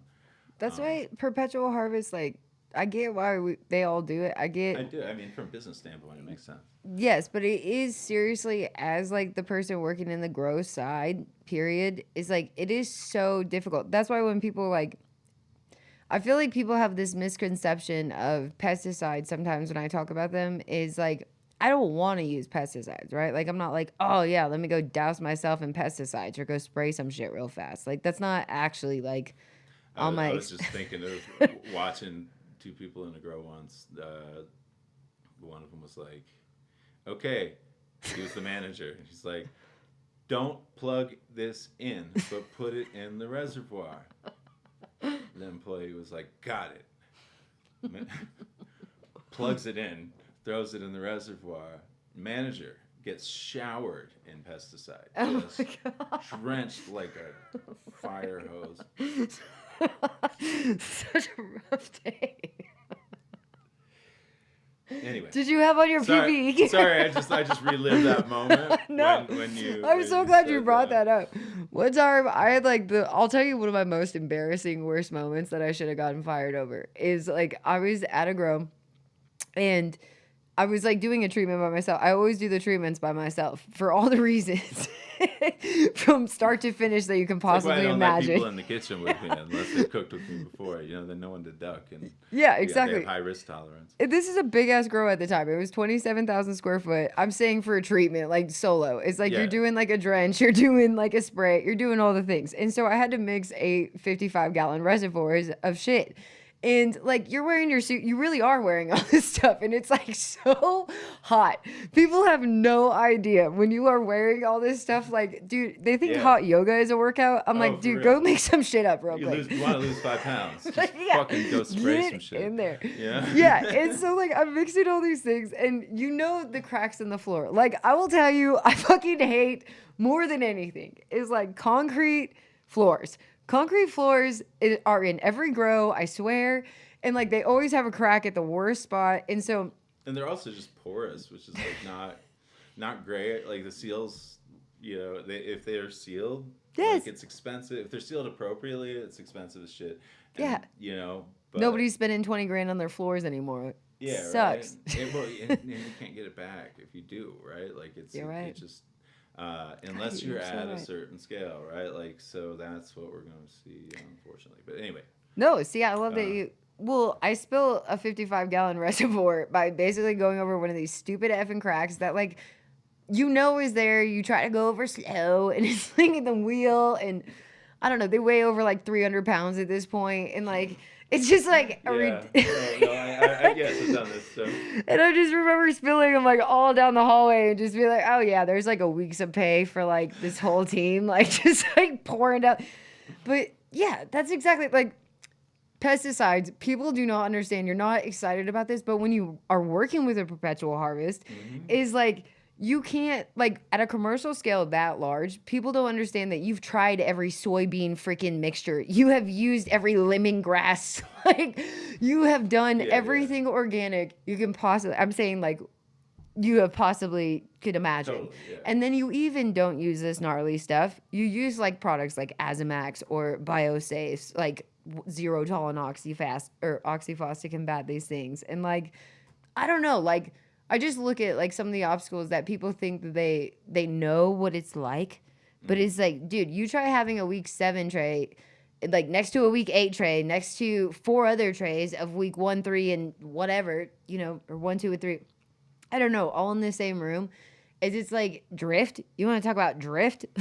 Like Let's talk about pesticide drift, right? Like I hear people say genetic drift a lot in the industry. Genetic drift. Genetic drift. I would encourage anybody that uses that term. Stop. No, to look Just at kidding. just to look it up to make sure that it's being used correctly. Because like it, people use it to describe how clones will not you're perform right. after a while. But really, genetic drift is just like it describes like when a population gets small enough that random events affect mating, like old age and death and shit like that. And so like Yeah, just the time. a small population can drift in one direction, right? Like, but it's got a very rigorous definition. But it's like I came to the industry from ag and hort, and heard people say genetic drift and strain and a bunch of shit. I knew strain already, but Yeah. strain it typically applies to viruses or bacteria, but not generally to plants. Although there are people that will argue with me at length, and I'm not willing. I used to be that person. I'm saying the person that would argue. I used to be like the type of, like, I felt like I should like defend myself when somebody like strongly disagreed with me, and like I would just be like, blah, blah, blah, blah, like, no. Yeah, Like, as long as you can like back it up, like yeah, absolutely. I used to defend think what that. you know, but I used to think like, because I was always, this is weird, Andrew. I don't know if you ever dealt with this, but like consulting, like this is funny. It's like they just hope you fail. I don't know what it is. It's like this weird. yeah, because they're like we couldn't solve it, so like shit. Sorry, I should get closer to the mic here. I love how we're doing it at the end. Can you toss me a lighter? I would love to. All right. We'll Do you think you can catch this? I have no idea. Now 10 points. there's pressure on. Fuck All yes. right. Sorry. I think. Sorry, I was too excited. It's all good. Yeah, I got a little excited too. I was like, oh shit, am I gonna like broadcast how inept I am with like physics and shit? I mean, I could describe it to you, but when I participate, sometimes it goes horribly wrong. See, that's where I think that people get really good at growing weed is when people try to sabotage you while you're growing the weed. You're just like, dude, I never thought I would have to learn this way. Like, not learn. I'm saying like some of the obstacles. One time I remember this job. No, I mean, I get it, like, because I've consulted for like years, and so like consulting for me, I distill it to like you give them what they're supposed to do, they fail to do it, and then they blame you is what happens some of the time, right? Not You always have to but take some of the accountability time. for shit before you, shit while you're there, shit after you. You're always a person they're like, I'm gonna go burn this room down and then say that she did it. You're like, God damn it. Sorry about doing that to you, by the way. I see we've moved past that over the years. Oh, cheers. Oh shit, you didn't know it was me. No, okay. Just fucking around. This is hilarious. I think, yeah, it's just a weird. I don't know. It's like I feel like everybody like these aphids, man. God, I will tell you, like, I am so over russet mites and aphids. Like, HLVD and Fusarium at this point in time, I'm just like, dude, if you have a really strong IPM and protocol when you take in genetics and you look for certain traits and I'm saying clean across the board, you just have a certain protocol, you won't have to combat these things I don't know. Yeah. You can stay on top as of much, it. right? Like if you're doing scouting, if you've got your proper testing, lined up, and you got somebody looking at your state testing, if you can't afford to do your own internal testing. Yeah. Just like, I mean, looking for trends, like, yeah. I think more people should teamwork it. Like, I think more people should come together, take all their genetics, send them into a lab. This isn't like, to me at least, is not like how these weird shady labs were in the past. They're not storing your shit. They don't care about your genetics. They're scientists. Like I've talked to Dr. Saldi. She's amazing. Like I really love when I meet another scientist that's like passionate about science. You know what I mean? It's not like just like a business person. You know what I mean? Yes.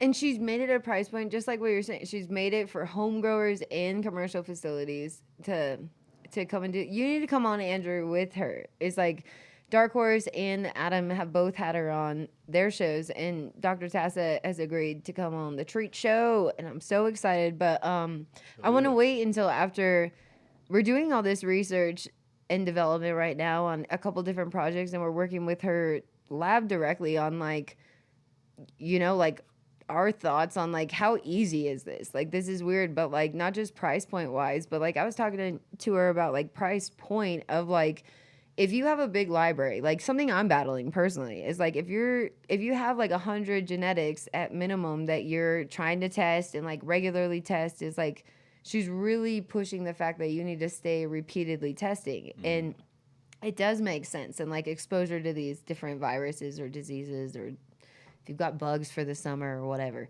Yeah. It's Like, I mean, if you do, so here's the thing with like third party testing. It's like, I really recommend it, right? Like, I recommend that you do more testing than is required. I really, really recommend it. Here's the thing a lot of people don't want to pay for it. Initially, it is expensive. It's an additional burden because you got to figure out where in your process shit's going wrong. But once you've figured that out, then the ongoing testing you have to do is like cheaper, right? And then you've got your business continuity taken care of. You don't have to like have people scramble like for failed tests as often. You've got accountability things in place so that when a test like is failed, you can rapidly figure out why, right? Excuse me. All these things. Shouldn't drink carbonated beverages on air, I suppose. oh, you're doing fantastic. Yeah, but if that's the worst I do, maybe it's not a bad day for me. Anyway, This. uh, I'm sorry because I oh forgot shit, that's some weed. that you didn't have a pipe. I need a toker poker or something. Dang it. Damn, it's like the Ritz, but with weed. Except for I realized something. Sorry. I feel like no, all these. I appreciate you. Thank you. That looks like good weed.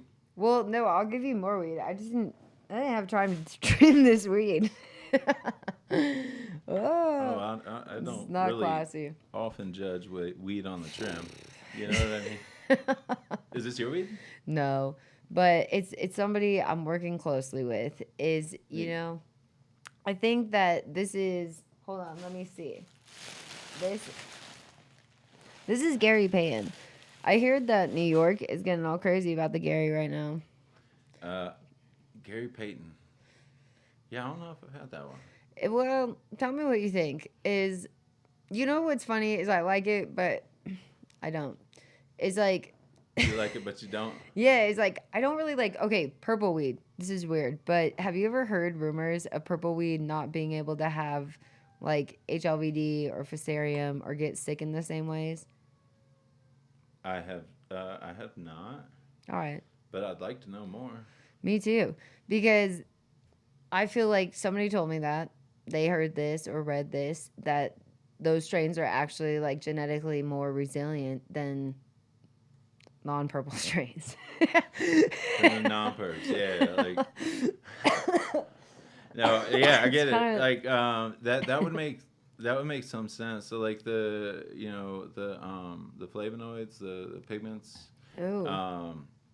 the red purple Flavonoids. ones, anthocyanins and Yeah. anthocyanidins. That's what changes the leaves is, but in the fall color. well, yeah. So those are I think present like before, but it's just the Oh. chlorophyll fades out, and so you can see them.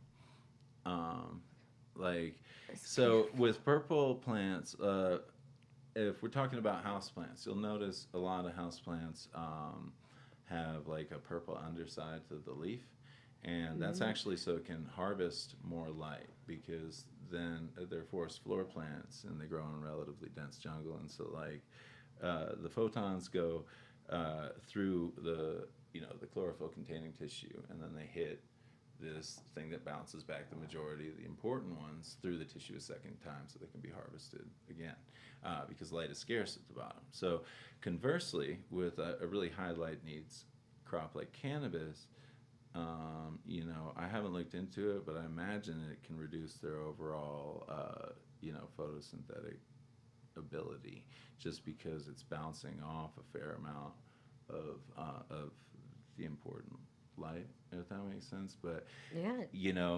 we only see it late in flower, and so it's also possible the plants partitioning enough resources before the color change that it doesn't matter. I don't really know because I haven't looked at it. Do you think those plants like metabolize at a faster rate? Well, I would say that if their overall photosynthetic capacity is reduced, that they would metabolize at a lower rate. Lower rate. And stuff. But Okay. it's with living organisms, they don't stay put, and everything is very complicated, and so it's really hard to say what's going on. And I'm just wild ass guessing some of the times. One of this partner, well, I can't even say his partner. We were like wannabe partners. Is he was gonna be an investor of mine a long time ago, and he was this older gentleman. Was he gonna just like invest in you as a person? Because that would Of be course that would be not. amazing. I want a patron. You Yeah, know what I mean? of course not. like No, like no, no. like back in the Renaissance, you get like a patron. Yeah, I'll paint some shit. I Anyway. want that too. No. He was like he was a guy that owned all these buildings downtown Denver and did all these real estate projects and made all of his money that way. And he like was investing in this company Google owned, and it was just weird. He was like an interesting character, but he had to be like 80, and so I was like, this guy would be awesome. And he's like, anyways, he told me that when he was like, I think it was the 70s or 80s. I gotta stop saying the word like. It's been a really bad thing that I've identified in the last. Sorry, guys, but It's all good. I have kids, so God knows what I say. is he did this thing where he put mercury in a plant. He injected them, right? And he went to college. I mean, he went to school for biology, and Yeah. they did this as a class or something. Is Yeah. So they injected them to see actually how they do metabolize and like the different rates of the plants. But it obviously wasn't cannabis. It was like something completely different. I think it was alfalfa actually. But I don't know. I've always wanted to do it with cannabis. Like, Yeah, Just- just do a study where you watched how things moved in the plant. yeah, like to see like sick plants, healthy plants, like so that people could really see like their lateral growth and their like centers, their root, like their roots, everything. Where you could really, you know what I mean? Yeah, absolutely. Now, I'm thinking about like it would be really cool if you could do kind of time lapse. Yeah. You know what I mean? But then have some sort of component where there was like where the molecular biology was discussed as well, like the of what's happening, like Actually if happening. you could zoom in on parts of it, which I guess you could do with another camera. You could like zoom in and like figure out, and then you could use that as a teaching tool, right? Because you would learn a whole lot about like disease progression and movement, but lots of Yeah. that stuff has been studied at length. But With other teaching people plants. how it works is like can be a challenge because it's somewhat abstract, right? And it requires a lot of Because they don't want to learn most times. But just kidding. that's a different that's a different obstacle, but can be an obstacle nonetheless. I feel like though I'm curious on like the flushing too is I see a lot of plants that do have fusarium and things like that. If they don't die, say before they actually harvest, is they'll start they'll stop uptaking everything and they'll just cut themselves completely off. And like you do cut the stalk open and there's something consistent that I've seen, and I can't say it's specifically fusarium unless you were testing this, but like it has this hue. I mean, it's root rot essentially, but it has like that light tint of brown, or Yeah. it's not rotted. It's not like black or moldy. It's like vascular occlusion. Yeah, and thank you. Yeah. Can you I talk don't know about why this, I said Andrew? it like that, but it's I like saying big words, and I occasionally I love it. I use them correctly sometimes. So like anyway, yeah. So basically, vascular. Well, when you see that with Fusarium, verticilliums, and other. Can you pathogens, describe? It's when the plant's infected and the mycelium of the fungus actually it moves into the vascular tissue so that it can actually get like nutrients and water and stuff. But then it eventually will occlude, like completely block the vascular tissue, and that causes everything above it to wilt. But it can happen. It's a spectrum. So like it's a gradient. So like the damage can be you might be losing like some yield and just not even know it's there, right? And it can go all the way to 100% blocked, right? So it's, I guess, kind of like there's a corollary with your own vascular system. You can have partial occlusion and like have reduced ability to live. Do you see? See, I love. Thank you. Do you see when they have like this lateral growth, branching off, say from like the beginning of your base of your plant and moving from the base to your center and your top of your plant? Do you see different lateral growth affected in like whether that's dudding or like? I've seen parts of the growth, like, because if you look at the plant tissue and cross section, it's a ring, right? And it looks like an old, you can imagine it laid out like an old rotary phone, Oh, that's perfect. like one of those. Yeah, well, that's perfect if you ever seen one of them things. You know what I mean? Which I don't want to take for granted anybody listening has.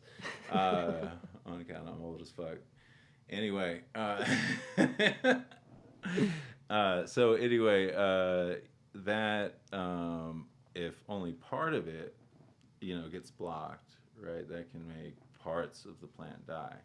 You know what I mean? While the other plant doesn't. So you might see a whole section of it will, but you also might just see a whole section of it not get enough nutrients and water. Do you think that you could have a plant have botrytis or fusarium and the plant next to it not have it? Well, yeah. I mean, it's, botrytis is really a lot different from fusarium. Let's talk about because- botrytis. Oh, botrytis. And I only have seen a small cross section because, well, although I've seen a pretty good cross section compared to the general population, because not a lot of people have worked on cannabis diseases, right? But like, in terms of botrytis, like the botrytis that I've actually processed and like cultured and isolated things from, has all been fusarium, like all of it. It was never Just botrytis. Yeah, it was never botrytis, but people had called it botrytis. Oh, they called assumed it. it was botrytis because it's a fluffy mold Yeah. on the flowers. I've seen fusarium cause like stem cankers. I've seen it cause vascular wilt. I've seen it cause root rot, damping off, and just like sudden molding of the flowers and senescing tissues. Do you think that that's happened to me, Andrew, with Pythium as well? Is like people diagnosing them with Pythium and saying that I'm wrong with Fusarium or something. Do you see Haters. haters gonna hate? Do you see sorry. Do you see any like do you see any crossover with that? Like Pythium itself, I know that these are all different.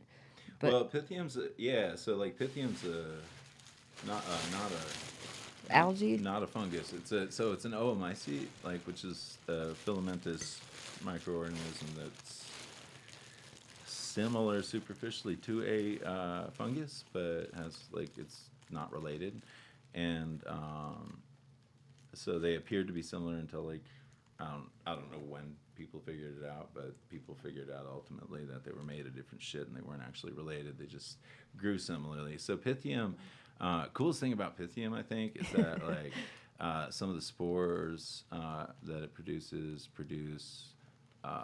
flagellate like spores, some of the spores it produces have flagellae, like these things so they can swim. Oh. They call them water molds because they Like little tadpoles? yeah, it's crazy watching one of these like I think they're oospores or zoospores. Zoospores. Oospores are a really useful diagnostic feature with Pythium. You can look through a microscope because they got like a little margin around them. It's like perfectly round, and then they've got like a little halo around them, and so they're relatively easy to spot in root tissue. But Pythium is Pythium will cause like damping off. A lot of different things cause damping off. I've also heard it pronounced dampening off. Yeah. But I'm not a scientificist, so I can't weigh in on that one. But No. So proper. Sorry. So proper. Yeah, no, it's just an added Classy. syllable. It's not. It's not a dampening off. Is not a. It's not a word. I don't think. But, anyway, It's like my parts were brilliant. sorry. I get stoned enough and I stop forgetting about etiquette and I like start talking shit. Maybe I just do like, like urban legends or something. You know what I mean? Should Like, we That's just wrong. Myth busted. should we You know? wrap at this point? Should we wrap at this point? How do you feel? I feel like we could still keep talking about all kinds of stuff, or we could like wrap it up. Oh yeah, we've been talking for quite a while. I forgot we weren't just like chilling. Listen, I got days. Just kidding. I But we got bars. time. I got bars. We got time for sure. And I feel like we could touch on so many other things. I don't know, Andrew, do you think that like I hear a lot of gardeners say it pisses me off honestly, is like they'll be like, oh, we have all these bugs, thrips and fungus gnats specifically. It's like, oh, we always get thrips in the soil, or oh, we always get fungus gnats from this, or whatever it is. And they'll be like, oh, they barely damage the plant, or oh, we'll always have them. And like, we've always had them, and we're always going to have them. And Yeah. what do you think? So, I'm not sure if any Bacillus thuringiensis products are available for use in cannabis right now. I They feel I ban should like know. most bacillus Yeah. strains. I think there's 3. Well, so like if you could use BT toxin, which is like what it's what you use in mosquito dunks, for example. Like to kill mosquitoes. Capulator has a foliar pack or a drench, both that have that. I think. I'm sorry. So like the only thing I've used it in other horticultural, like in other crops that like aren't consumed, and so I've used BT. It's very effective to get rid of fungus gnats, but also like fungus gnats can only feed in like, or they tend to only feed in the top feed in the top 3 or 4 inches of the soil, and so just having enough dryback, like having, as if your pot size can take it, having enough dryback to just kill the majority of them like that will help keep them in check. Spraying the flyers doesn't really do anything because all the flyers do is lay eggs, and the majority of them are just going to be like in the soil, and the flyers also I don't think do any damage at all. Have you seen it, Andrew, where they get stuck to the bud if you get them like late in the flower and they just start sticking to shit? Yeah, I've seen that. I've also seen that with root aphid flyers, which Yeah. can look superficially similar, but if you look at them closely, they're really, really different. I'm so glad that you said that though, because I think a lot of people do mistake. Okay. I think most gardens I've worked at honestly does have fungus gnats with aphids that are flyers. I think they have both most times. Like, we've got other insects going on, but like you said, there's tricks to me though, where if you can't see them up close for whatever reason, or you don't have a sticky trap or a microscope or something for it to chill, I don't know. I feel like you can tell by the way that they fly, or some of their like. Yeah, like for example, fungus gnats are just really shitty flyers. They're not great at it. You're right. They're poor flyers. They kind of tend to. I don't know how else to describe it, but if you've seen them, they aren't great at it. And there's quite a few. If you just look up root aphid flyer, or root aphid versus fungus gnat, you'll find kind of 2 pictures next to each other with like a list of what you need to look for, because they're for example, fungus gnats are related to mosquitoes and fly. So things that'll kill mosquitoes. The BT toxin, for example, is specific to mosquitoes, but it will kill fungus gnats as well. But aphids are a different order. I think are a different section. I'm not an entomologist, but What about yeah, thrips? It's really obvious differences with their wings and shit. So thrips. Thrips suck. They're really shallow feeders. In horticulture, like when we can't really use any systemics in cannabis, but like in horticulture, you can use systemics. And so thrips were one of the hardest things to get rid of because they feed so shallowly. They have like these rasping mouth parts. And a lot of the damage they cause is just like cosmetic, but they can vector some things, I think. But basically, it was hard to kill any thrips, and so you had to use something that was really mobile. So like translaminar, and would be in that outer layer, right? Ah. Because they just normal systemic pesticides wouldn't affect them because they didn't feed deeply enough. Thrips and aphids and fungus gnats, actually. Well, probably all of them. I don't know. Those thrips, I honestly just hate the most, I think, right now. Like summertime, it's just such a pain in the ass. It's like if Yeah, they come through on. I mean, you have to have a really fine mesh screen to keep them out, basically, because they're so small and they're really skinny. I've noticed even like on the floor, this is weird, but like if you don't have a real sealed building, like, and say like when we got a really moist summer going on, so it was like the weeds and all the shenanigans like took off. Where some of these commercial grows are stacked next to each other. It just makes it difficult. But I've noticed them like on the floor, like like if you don't bleach and like mop your floors every day, Yeah. like they'll just like come in the weirdest. Yeah, like one of their life stages, they drop down to the soil, like to the ground, to move on to the next instar. And so like that. If you're spraying to get rid of them, like you have to spray under your benches and you have to spray the soil as well because that part of their life cycle is to drop down to the soil, and so that might explain why you're seeing them. They're just actually like flying off from that stage. Gosh, Andrew, what do you think, like life cycle wise? Is there like a way that, I don't know, do you have them all down, Andrew? I bet you do. Not necessarily. Well, I feel. I mean, I understand. I understand integrated pest management really well, just because I've been, pest's been fucking with me for like 20 years. That's Like awesome. I, Just like constantly. I took it personally multiple times, and I armed myself, like and so part of that was hitting the books, like there's like only one good book on powdery mildews because there's a bunch of different species of powdery mildew. What book do you think is the best, Andrew? It's like the only one, so it's easy to find. It's awesome. It's the only like treatise on it. It's or it was when I checked 5 years ago. I always want to qualify that.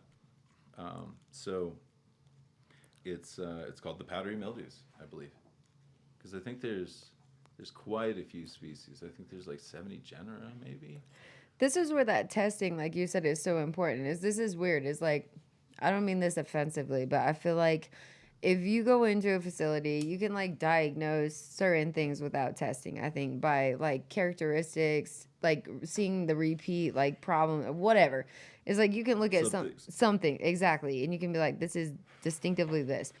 But there's other things like Fusarium, honestly, for as mysterious as people think, and I do think those plants are most important to get tested though, but I do think that they have such a distinct characteristic of how they die and as fast as they die in some of these things and at the weeks that they flare, that once you've seen it enough, it's kind of like follow suit. But I've also seen, I would disagree in just because, I mean, the joke in plant pathology is like, my plant is yellow, like why? And it's like, well, that's everything. You know what I mean? Because you're right. Like things look so different from each other. A lot of so similar to each other. A lot of maladies look very similar in cannabis, and so it can be very difficult to tell. But knowing what you know about, like, so endophytes are microbes that live like within or on, I believe. I think largely, they'd be epiphytes if they're on the outside of the plant. Anyway, endophytes, live inside of the plant, right, in the vascular tissue or elsewhere. And I've cultured out of very healthy plants just like a few colonies of Fusarium oxysporum, Fusarium proliferatum. So they're just kind of systemic in most of the clones on the commercial market. I have to say too, like with that, like now that you're pointing that out, I could never tell if a plant was sick like that in vegetation. Is like it is literally weeks 4 through 7. I would say that I've seen them just flare and like rot out so Yeah, fast. totally. That's what I'm referring to. Is it such a distinctive way that it dies in like 72 hours in flower though? You're right. Well, Fusarium alone, like I've seen it cause a bunch of different diseases, like of cannabis. Oh. You know, everything from like damping off all the way to like, you know, the flower blight we were talking about, like the just infection of the flower because it was on its way out already. The blight, like when you're touching on that too, I though. don't know if I'm using that correctly, the blight. I think you are though. I think that people, I I think when they see Yeah, burning of the lights, like, or I mean, I'm saying like when their bud tops, say under LEDs, say they're seeing this in the tops of their buds where they're pulling that like bleached out, washed out look in just their top colas. Is like I do think that's fusarium and like some of those characteristics potentially. I'm not saying indefinitely or anything, but I think that those could be some of those characteristics surfacing if you already are aware you have a fusarium problem in your do you room. see mold after? Do you see mold on those tops after they're damaged? Because like when you stress the Oh. tissue, it becomes more susceptible to infection. And so, if you're actually killing some of the tissue, you know, when you see like a lot of bleaching, Yeah. if you got even a small amount of tissue that's dead, then the fusarium can multiply in that and then Oh, I see infect what you're saying. the plant really easily and just move into that weak tissue. And when it's flowering, it's already finishing its life cycle anyway, so it's dying already, and Naturally. the defenses just aren't. That's why we only see like botrytis in flower because it's just not a strong pathogen in cannabis. It's not going to infect until the plant's already on its way out. So, do you even think with that, Andrew? Do you think that like when you have finished product with these diseases, like, do you think that there's risk that people like if, for From instance, consuming contaminated yeah, product? Oh, absolutely. Yeah, so Fusarium, for example, Oxysporum and proliferatum, which I've cultured out of cannabis, and it actually exists. You can look up research as well. That's not my own, but those two species I described account for a fair percentage of the world's cases of invasive fusariosis, which is a disease of the immunocompromised. And so that disease kills roughly 50% of the people that get it within months. And so, like, gosh, months. if we've got cancer patients that need to eat and they're turning to cannabis that is heavily contaminated with fusarium or aspergillus have cultured, you know, those same things we're worried about. And, you know, they can produce mycotoxins as well, but that's a whole different topic. But aspergillus can also cause fatal invasive human illness in the immunocompromised, and so in the severely immunocompromised, or in people that have like existing scar tissue in their lungs. And what that looks like is it basically like if you've seen it grow on bread, you know what I mean, is someone with a weakened immune system can't really fight it off, and it grows through them, and then you know erupts in places, and it's really truly awful. And so if we're making medicine, we have to be damn sure that we're making medicine that's not going to hurt people. I feel, as you can tell, strongly about this. The kill step, however, prevents, you know, the vast majority of living. Yeah, if done properly, it's going to kill pretty much everything in the product, and as long as packaging is such that it doesn't get recontaminated, Oh, then it is safe from invasive illnesses, right? I see. As long as there's no living microbes on the product, then nothing is going to be able to infect anybody. However, those same, you know, fusarium, those same species we just discussed, also produce mycotoxins that are, you know, potent carcinogens, teratogens. You know, the outright toxicity of some of these, like I think it's what's the can't remember the name right now. Anyway, one of the aflatoxins. One of the aflatoxins. How could you not remember that, Andrew? Yeah, because yeah, Just kidding. I know. I'm getting. I'm just kidding. Plus, I've been hitting the head a lot. Sorry. Anyway, so most of the time people wearing gloves, though, civil like. So anyway, yeah, aflatoxins. I can't remember which one. You know, will kill somebody my size and Wow. in the you know, I think 100 milligram or less range, and so, but a lot less than that, you know, is carcinogenic, and so, microbes are like a really multifaceted risk in cannabis that most people are just kind of unaware of the breadth of it, like how much it costs them, how much it could cost them, how much it could cost our whole industry. That's why I think the testing is so important on the flip. Absolutely. Is like if you do the truth is like prioritizing it into your budget. I think if you're really, really into this, I'm saying if you're not doing this like with real passion or like you're really not trying to produce like the best quality and like all that stuff, like probably not for you.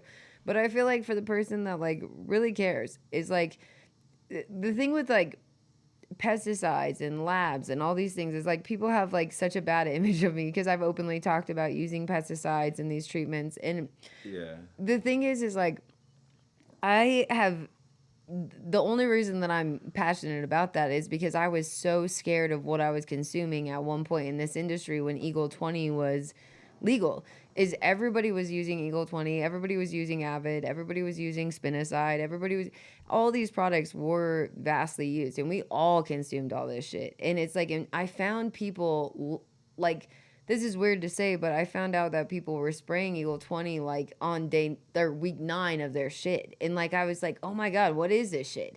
And like, you start like baby stepping into stuff and like, and then you really do find out what you're consuming. You find out what you're smoking. And like, that's why I got so into pesticides is I was like terrified of them. And I wanted to find out every aspect, every angle, but then now I look at it kind of like a gun. And I hate to use this as a comparison, but I have before because it's like if you use them properly, they are very effective and they're really, to me, you cause more detrimental health problems by having an infected plant or a sick plant that you're giving to consumers than using a pesticide safely, treating your plant and getting it back to the right health before you release it again. I mean, yeah, it depends on the product and the relative risk. Cannabis happens to be a relatively high risk product to produce. High risk, yeah. And it's like you can't be spraying, like that's what's weird is I would never spray. I'm not going to say I've never sprayed in flower. Like we're talking about these perpetual rooms. We're talking about, I use different products. If you're really in a bind and you have to spray, I won't use products past the point where your buds are really producing resin, like, and really producing like trichomes and things like that. Like typically that's around 2.5 weeks, week 3. Yeah. You know what I mean? Like, but before that, hell yeah, I'm spraying. Like, and it's like, and I'm not spraying with Avid or Forbid. It's like, but you can use preventative measures or you can use some of these products like Neem, whatever it is, Pyganic. And it's like, and they're awesome if you're combating actual problems. Like if you do have spider mites, like, no, it's not ideal. Like nobody's like ecstatic, or aphids or all this shit that we talked about. It's like, but you can't have your room flare with these diseases because of bugs either. And it's so like, and really with one critical thing with like mites, for example. I mean, yeah, some are different. I'm gonna focus on spider mites because they're macroscopic, and they're more studied. But like the spider mites are usually a cultural thing. Right, like it's something that's not right with the environment. They're relatively easy to control culturally. You just have to look up how they reproduce, the rate they reproduce at different temperatures, because temperature influences how fast they lay eggs. And once you kind of figure that out, like you really shouldn't have a problem with mites. They're typically, exist to some degree, in most environments. Like a lot of your houseplants might have spider mites, and you only see them when there's really hot, like dry weather, lack of air movement, stuff like that. So understanding the pest is really, really important to minimize the use of the pesticide. So I see this misconception with pesticides and insects. Why you're talking about this or touching on this is where everybody comes in with like a panic attack when you see your room is like infested with spider mites. We'll just say once you start actually seeing their webbing or you see them and identify it, you get this like panic attack. You're like, I'm going to the store now. I'm spraying everything, like whatever. But it's like they'll come back 3 days later and hit their room hard again and like be frying the shit out of their plants in the meantime. And like the thing that I don't think people realize is like when you're using these pesticides, the reason they're such valuable tools is like usually, no matter what they are, is usually they're like working. Okay, I can't say no matter what they are.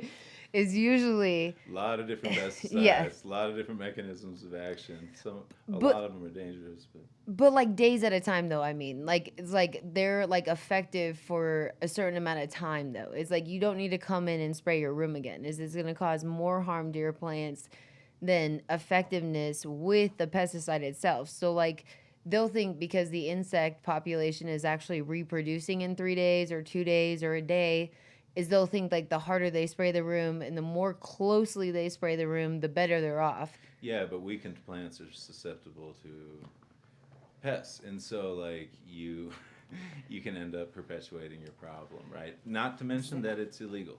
So here's the thing about the label. The label is the law. Right? Yeah. Like, thank you. Right? Yay! Love it. So the label, for anybody that does not understand this, is a federal legal document. To do otherwise than what it says is violation of federal law, which Except you for should it- not do because it's fucking dangerous. Some of these things are very toxic. Some, and also the mechanics of how they impact product safety is not fully understood in cannabis because we combust this, right? Yeah. Like that's I think tobacco, like for nicotine, for nicotine. Anyway, for cigarettes, like for the cigarette industry, it's like it's understood basically that it's bad for you, and so they're not subject to the same sorts of testing that cannabis is, and so like, yeah. So dose makes the poison. That's one of the most, if like, the best quotes, and I'm just repeating it. Somebody else told it to me. Some dude that's been long dead said it. I can't remember how long ago, but anyway, is dose makes the poison, meaning that with all pesticides, like some of them have longer they hang out in the environment. Some of them have different types of toxicity, levels of toxicity to humans. Some of them, because like you're trying to target with a pesticide the pests, but minimize the consequences to the human. Absolutely, yeah. And so, basically, like if you understand the life cycle of the pest, the different pesticides you have available, like the different mechanisms of action you have available, and understand that the label is the law, you have the basic framework for figuring out like what, the spray frequency. Well, and what I kind of mean by this, too, additionally to what you're saying, is like, if you take Azamax, is like Azamax calls for 30 mils per gallon to 60 mils per gallon. I think their high concentration, if you have an infestation, is 90 mils, up to 90 mils. So this is funny, is if you use it at the lowest rate, so the 30 mils per gallon is of what the bottle says, is I'll see even most times I'll see burning on my plants, even if I leave my lights off for like 6 to 8 hours and like really let them dry out like all the way after the treatment, is like I'll still sometimes see burning, and I won't be like beating up, I won't like all these things, right? And so to me it's like a little, it's not that it's like hot, hot, hot, hot, hot. It's like, it's just like my plants don't necessarily love it, but I love Azamax because it targets russet mites, it targets aphids, it targets spider mites, it targets all these different, it's like a vast assortment of shit. And it's one of my only... Yeah, azadirachtin's really cool. I mean, Exactly. it's like the neem, it's the active component in neem oil, which is funny because like, the majority of azadirachtin is removed from neem products Yeah. to be sold as azadirachtin in pesticides, right? And so if you buy things based on them being neem, you have to make sure that it has the azadirachtin still in it. Well, in the azadirachtin, I love that you pointed that out, I Andrew. mean, because otherwise it's just a suffocant. It's just like an oil, like any other. Well, and it takes 4 days to really start working on your insects. So, like, this is weird, but, like, people don't realize, like, you don't want to go through and spray Azamax 3 days later. It's like, it'll say that you can do this, and it says you can do it at harvest and, like, or up till harvest and all these things. But it's like, you and I both know, everybody knows. You don't need to. You don't, yeah, you don't want to be doing that. You don't need to, and you don't, but it's like, if it takes 4 days for the actual active ingredients to start kicking in though is I think that people are misunderstanding that it's definitely important to understand what you're actually using product wise and like you said, the severity of your risk, to wear your PPE gear, all those things are really important. But and your time, like the times like that, I feel like people blow this stuff off, but it really does make a huge difference, and they really are looking out for your best interest. So, but I think that I don't know, you're pay attention to your REI times, but I think that if you actually use these products the way that they're saying, so you wouldn't go through it and spray that on day 4 again. You would wait for it to kick in. They say day 6 is the time that you should see if your plant had phytotoxicity or not with most products. And so I think that's a good little baseline for Azomax. But then you look at Pyganic, and Pyganic is on contact, right? And it degrades with the light. So like if So I can't really yeah. comment on like a specific like brand, but like you're talking about Azadirachtin and shit, the one that comes from chrysanthemums. See, I told you I can't. Escaping me right I told now. you I can't say it. What the hell is it? Pyganic is what Pyganic, is it? actually. I know, but what's the active ingredient? It's permethrin. Or no, this Permethrin. isn't. It's not permethrin. no. It is actually Pyganic. Sorry, this is why it fucks with me. It's Pyganic. So Evergreen is the It- brand. Okay. It's Pyganic. It's from extracted from the flower chrysanthemum. chrysanthemums. Yeah. Yeah. Sorry. No. So I think it's shit. God damn it! I can't remember the compound. Permethrin is the synthetic version of permethrin, yeah, it's a different. Yeah. But this is, I don't know. Is okay, but that one, what were you gonna say? We all know what Pyganic is. Yeah, I mean it's a contact insecticide. Basically, makes the insects' nerves hyper excited and they kick themselves to death. I think is how That's it so works. sad. Sometimes I Um, feel so bad. Well, like so humans have to live in kind of balance with nature, and like what also another thing to remember is that like you're actually providing by having it grow an artificial environment. There would be way fewer of these things, per square meter in the natural environment than when you get an infestation because they got like other predators, they got all these other things that are happening. They just happen to be in this like super nice place for them to hang out and reproduce. That's what I think people don't realize that. I mean, maybe they do, but like when I grow indoors versus outdoors, though, it's completely different systems, completely in every way, shape, and form. And like just like you're saying, is you can't. The reason I choose to run sterile in a commercial environment at this point is because we are combating things like HLVD and Fusarium and Aspergillus, and all these things are really a struggle for most in the industry.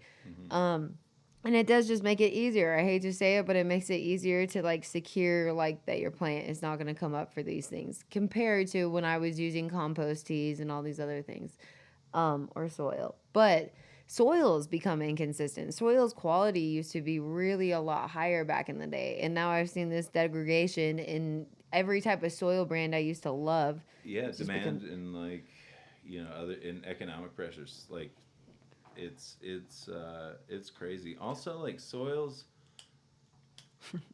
depending what they're Sorry. made out of, they're not always like super environmentally sound. Like if that makes sense. Like because if you're, for example, I don't like peat much. Yeah. I don't like to use Not peat like you- much because it's not, cocoa I much prefer because it's a byproduct of industry.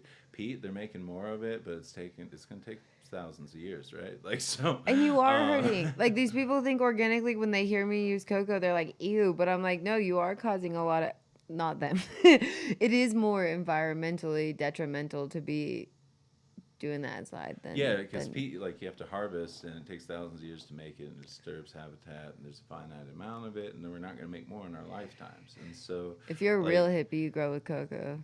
It's my new slogan. and cocoa it's a byproduct of an industry that already exists, and would likely otherwise I think be a waste product. And so, Yeah.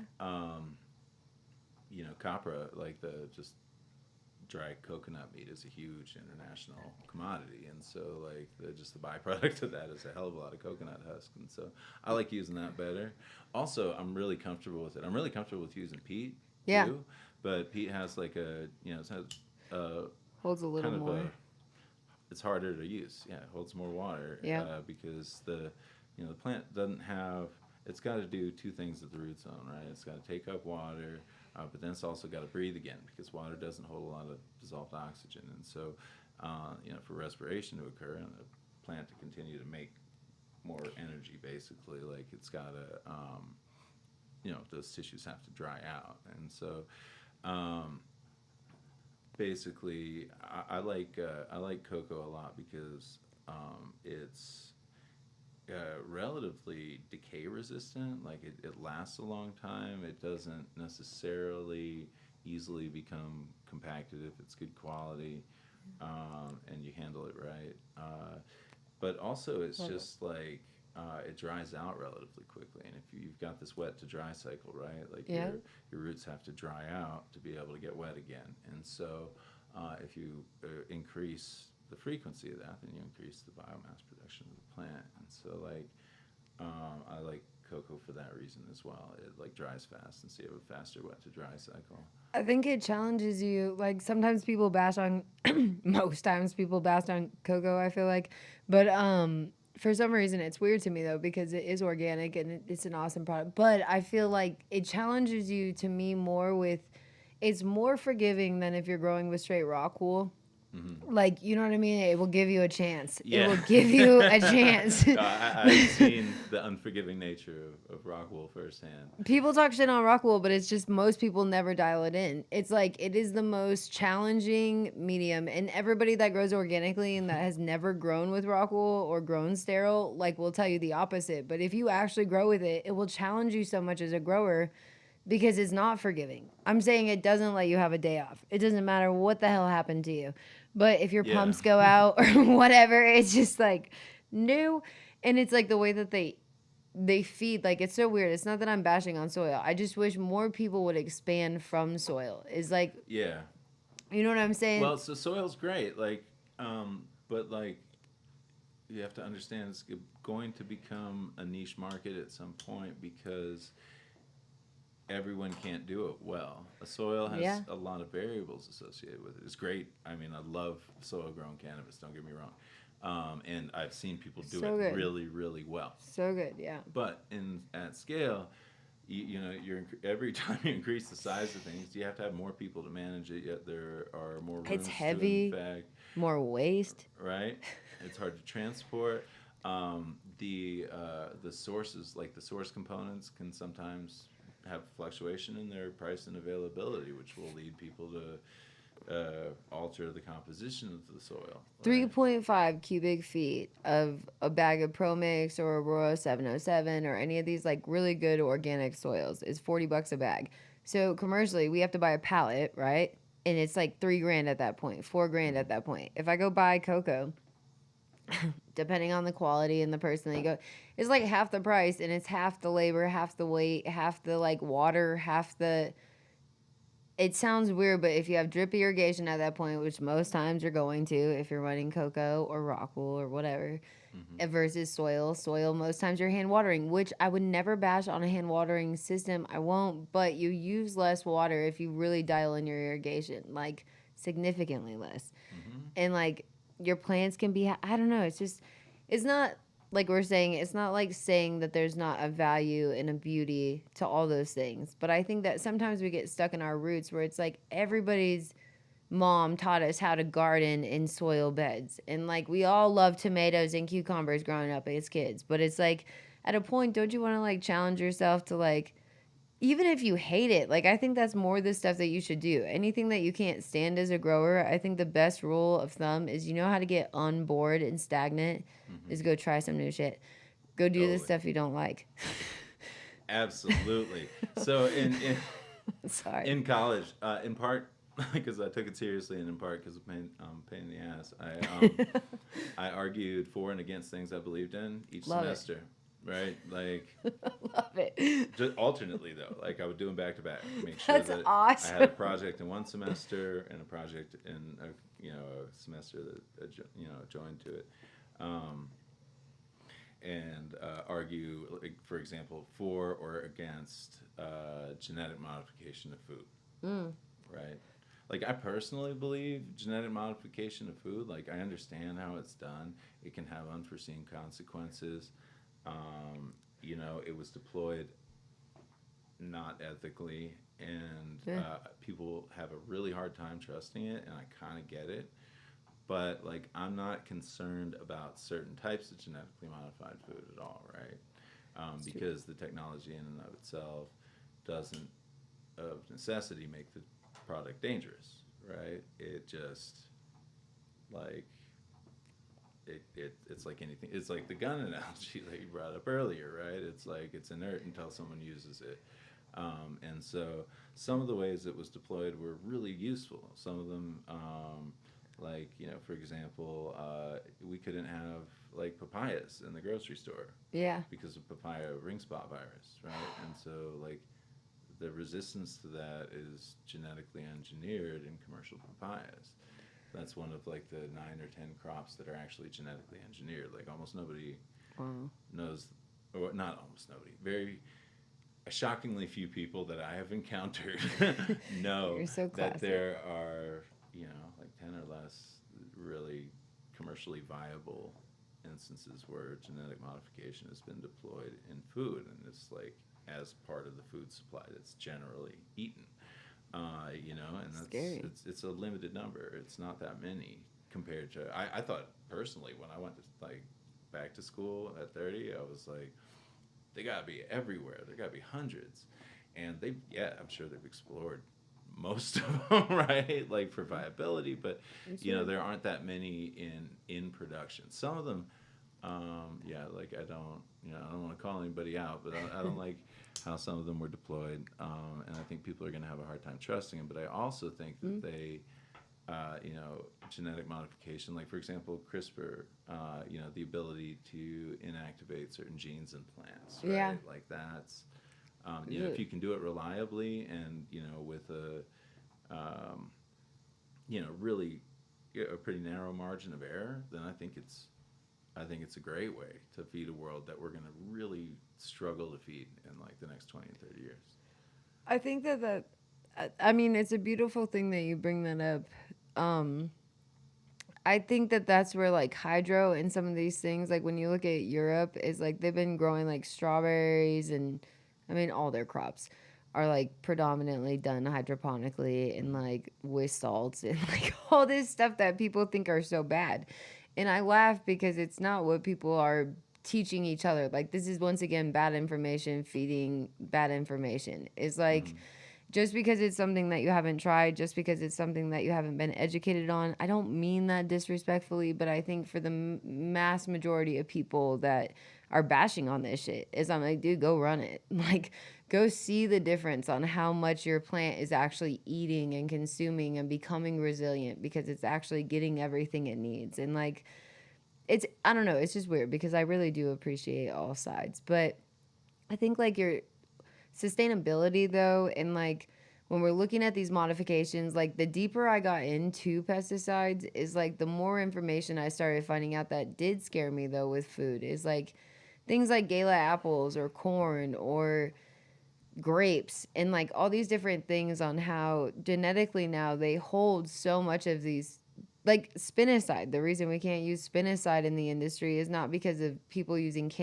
or spraying their cannabis with spinoside being harmful, is it's that we're overexposed to it. They say that we consume too much Really? fruit and vegetables that have it in there that are combined residuals a month. Yeah, it can be sprayed up. I mean, this may be dated information, but in peaches, I remember it could be sprayed up to the date of harvest. Yeah. When I checked, which was years ago. It's a bacteria from rum barrels, they say. And like this sounds weird, but this is just to my understanding, is like it is a bacteria that they create only from rum barrels. It sounds weird, but it's not a bacteria. Or I mean that's just supposed to be Yeah, like I think it's from a a soil microbe. I think it's Oh, similar to shit. BT. It's like a That's what I was thinking. Bacillus. Well, I was thinking. I love the story of like I didn't. rum barrels. I didn't come up with this story though. Oh, I know you didn't come up I'm with just it. replaying I'm or just thinking repeating about it shit. because Obviously. it probably didn't evolve in the last, 1,000 years of rum. You know what I'm saying? Like because That's a good it point, might have. Andrew. It could. That's a good point, Andrew. It might have like jumped See how up. he just like you know, slams 'cause, it. He's like, listen, that's bullshit. I didn't say that in those words, but like. I don't know though. Like I haven't looked into it. Like I'm I just don't know talking either. shit This right isn't now 'cause, verified information, but I've heard that, but it doesn't seem like a bad. I'm saying if you actually look up Conserve though, or any of these products that Spinoside specifically though, the different brands and variations of it, there is different concentrations. Yeah, I imagine there's different concentrations. Like, I mean, I've used it. Like, I like it against thrips as So like, good for knockdown, thrips. but So I good have for not even used it mites. on cannabis because of the prohibition of it. But I did look up Prohibition, I did look up the decomposition products, and I didn't find anything particularly alarming. Like, Really? like when you combust it. So like, That's but why I was like, again, what the French? not a doctor, not a chemist. Just looked it up. So I always want to qualify that stuff just because. Well, shit, my dad's a lawyer. That's why. Yeah. He taught me. He's like, yeah, make sure you don't fucking commit. Like, if you don't know what the fuck you're talking about, basically. You're right though, but you should. I think like as a whole though, is it's not a harmful product though. Is if you look into its actual active ingredient. I think the harmful part is again if you're using these products at week 8, week 7, week 9, all these things that people were doing. That's not cool. That's not cool. But if you want to spray your veg plants with some freaking Spinoside, like it's like, come on, dude. Well, a couple Like- things that you want to remember. Like I don't really ever advise doing anything that's not strictly Label is law. like absolutely ever, because like for one, like You're right though. I don't independently have the resources to test that stuff, but you know what I mean, like so I'm gonna have to take kind of at face value that it has been like there's a process that has done that research, right? You can only hope. Yeah, Yeah. you can only hope. However, I have seen some alarming evidence to the contrary now that I think of it. But like, Yeah. It's kind of like looking into your superheroes. Like, you know how they always have a dark side? I feel like that's how regulations and not is I don't know. Department of Ag, some of these things that everybody's trying to regulate everybody's safety as far as the state goes, which is it is their best efforts. But it's like when you do look at like the overlap though, and like actually like you said, working in these facilities and like working with the product and the plant itself, I wish that more people were willing to share information with the state, not as a snitch. I'm saying it's like helpful to both sides. It's like yeah, because like if you don't, so say you have a product event, right? You catch it internally, yeah. you destroy it or you remediate it, right? Mhm. And then it happens again somewhere else. It is happening for the first time as far as records go. Yeah. Right? And so it has happened for the first time thousands and thousands and thousands of times. Nobody has recorded it, so no one can really learn from it. Because a lot of the time in ag, like there's a body of work that exists, right? That's like a lot of data, A lot right? of data, like a yeah. whole lot of data, and it stacks up, and so cannabis is kind of new, and it hasn't had that level of rigor applied to it, at least not uniformly, and so yeah. You're right. Also on account of cannabis, I can't remember where I was going with that statement. So Listen, I felt like I was ripped like an hour and a half ago. yeah, and I'm like sitting here. I'm like, yeah. Are you falling asleep? I smoke cannabis medicinally because I got a nervous disorder. I'm nervous as fuck, so I'm smoking this shit. Right? You're not nervous. No, I'm just kidding. I was just making a bad joke. I make a lot of bad jokes. So like, I went into an open mic the other day by accident. I was looking for a music open mic. Really? And I went into a comedy open mic, and I once sat up next to the stage. And I forgot that like you don't do that unless like you're willing to like get fucked with by every comedian that gets up there. They just or I- eat you alive. Oh yeah, but like I'm large, so I'm difficult to eat in one bite, That's what's right? up. And so I returned fire, and I got more laughs from the audience often than Dang. the people that were up there. So I decided I was going to impersonate the next person he called that I didn't think was going to show, that I thought had left because he was going through the shit. And when I finally I was like, all right, I'm going to jump up and pretend my name is this guy. But that guy just happened to be in the audience, and then they shut it down after that. So I was like, damn.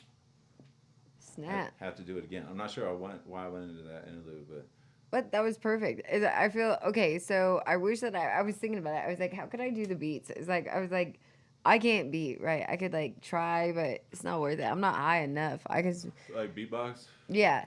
Nah, please don't. It's all right.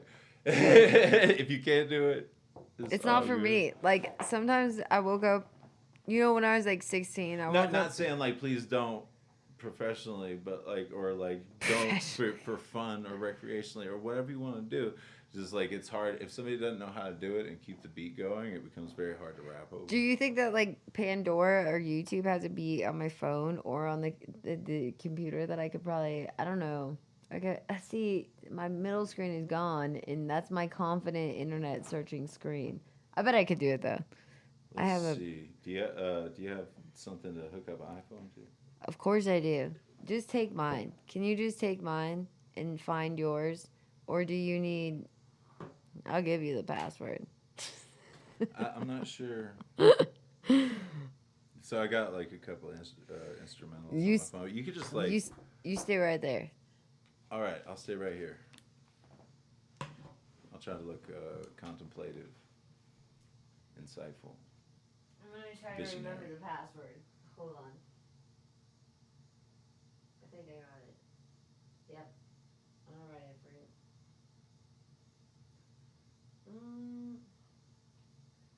I think it is. It might not be, but I feel pretty confident. If it's not, you can just use my phone for whatever you need. Okay. I don't know. Oh, is this for the like an instrumental or something? I don't know what we're doing here. Jason's coming. He'll save us. He will save us. Yeah. Will you help me? It's so nice. I got one right here. Got the squad on it. God, got such a good crew up in here. Let's see. I'll say right here, and I'm like, yeah, somewhere. Shit. All I right, don't here we know go. anything So it's 9, track 9. about these beats. I didn't make this one. I know a very large man who would be upset if I claimed that I had. I don't know him personally, but. We shout him out. Say what? We shout him out. Yeah, Whoever Killer Mike. it's Killer Mike Ghost. Killer Mike, the rapper. Oh, really? Killer Mike, the rapper is the instrumental. Oh, okay. I was going to put on. I have nothing to do with its production. Have never met the man. You never. Just want to make that clear. But he is a damn good rapper, I think. Let's go to a show. Say that. We'll get you shirts. I feel like, how's everybody's evening going? We've been hanging in there. We've had a good crowd for I'm the whole tired show. and stoned. Look at Andrew's eyes look at the before and after, guys. There's a before My and eyes- after. My eyes just stay this way. They're just never open. Damn. Well, when I go in the sun, I go to like one eye status. I just like shut one eye because the visual input is too much. Okay. Okay, which one do you want me to play though? 9. 9? Okay. Let me turn this up. Thank you so much. It's okay. Guys, this might sound like rough for a second. Let me see. It's just about guaranteed. It won't work on there. It's because we don't have the middle going. The I one. can hear it. Can you hear it? This. Did you hear it? I'm gonna try harder. Okay, let me restart. I think it's gonna be too loud, so I think we might have to adjust it again. You tell me what you hear in your headphones. It was a little loud. Okay, let me go down a little bit. Damn iPhones. Piece of Let's go. I can hear it. You think that's too Can you much? hear it? That's good. Okay. He's symptomatic and an addict for cabbage. I'm rapping savage. This bad man gon' come in the night. I'm hitting Gladys, Pippa status, pimping, blowing fat as a blimping. When it come to crunching numbers, I'm simply a statistician for listeners listening. It's a strong way you're pissing and nervous suckers get murdered with verbiage, slit with decisions. When I'm playing split the surgeon, swerving, slurring, and perving, submerged in some urban versions of legends, vegging, herbing, and hedging, going crazy in this COVID apocalypse. So simply rocking it with a full-fitting pocket. List all the ignorant figure in there. Invincible, you're indefensible. I'll take this pencil, jam it through your ventricle, ripping apart the cipher. Word of my life, I'm flipping it quickly. Ignite the mic instead of leaving. Unsettle these kids with the deadly shit that I write. I readily rock the better to sever the head of the clever competitors. Stop thinking you come out on top. The cheddar is mine, and your head to get knocked. See me, I'll be keeping it locked like latches, cooking the Brahms and batches. Rappers feeding the scene. These bastards know that I'm real and they know that they actors. Only kicking irrelevant shit while I'm quick to be selling them scripts. Split as the eloquent kid to be rapping retarded Florida as an elephant piss. Let me slow down, profound flows, amaze foes, or throws, lyrical blows like elbows to shatter your nose. So it goes in the 303. You know me, fuck around to catch a lyrical OD. Rapidly repeating, rhythmical retardedness. I'm ready to wreck, rip, rob, or rap regardless. It's just something inside of me, dividing me, driving forward, on toward past some guy to stride a withdrawn sword. On board, this where I gotta be, your Russell watery grave. Please save me, Lord, my demons out to slaughter me. I am C, MCMI, and I am seeing human beings being monsters and humans, simply humans being. Fire! I'm stoned. It was so good. We're gonna leave it on that note. All right. Peace and love, everybody.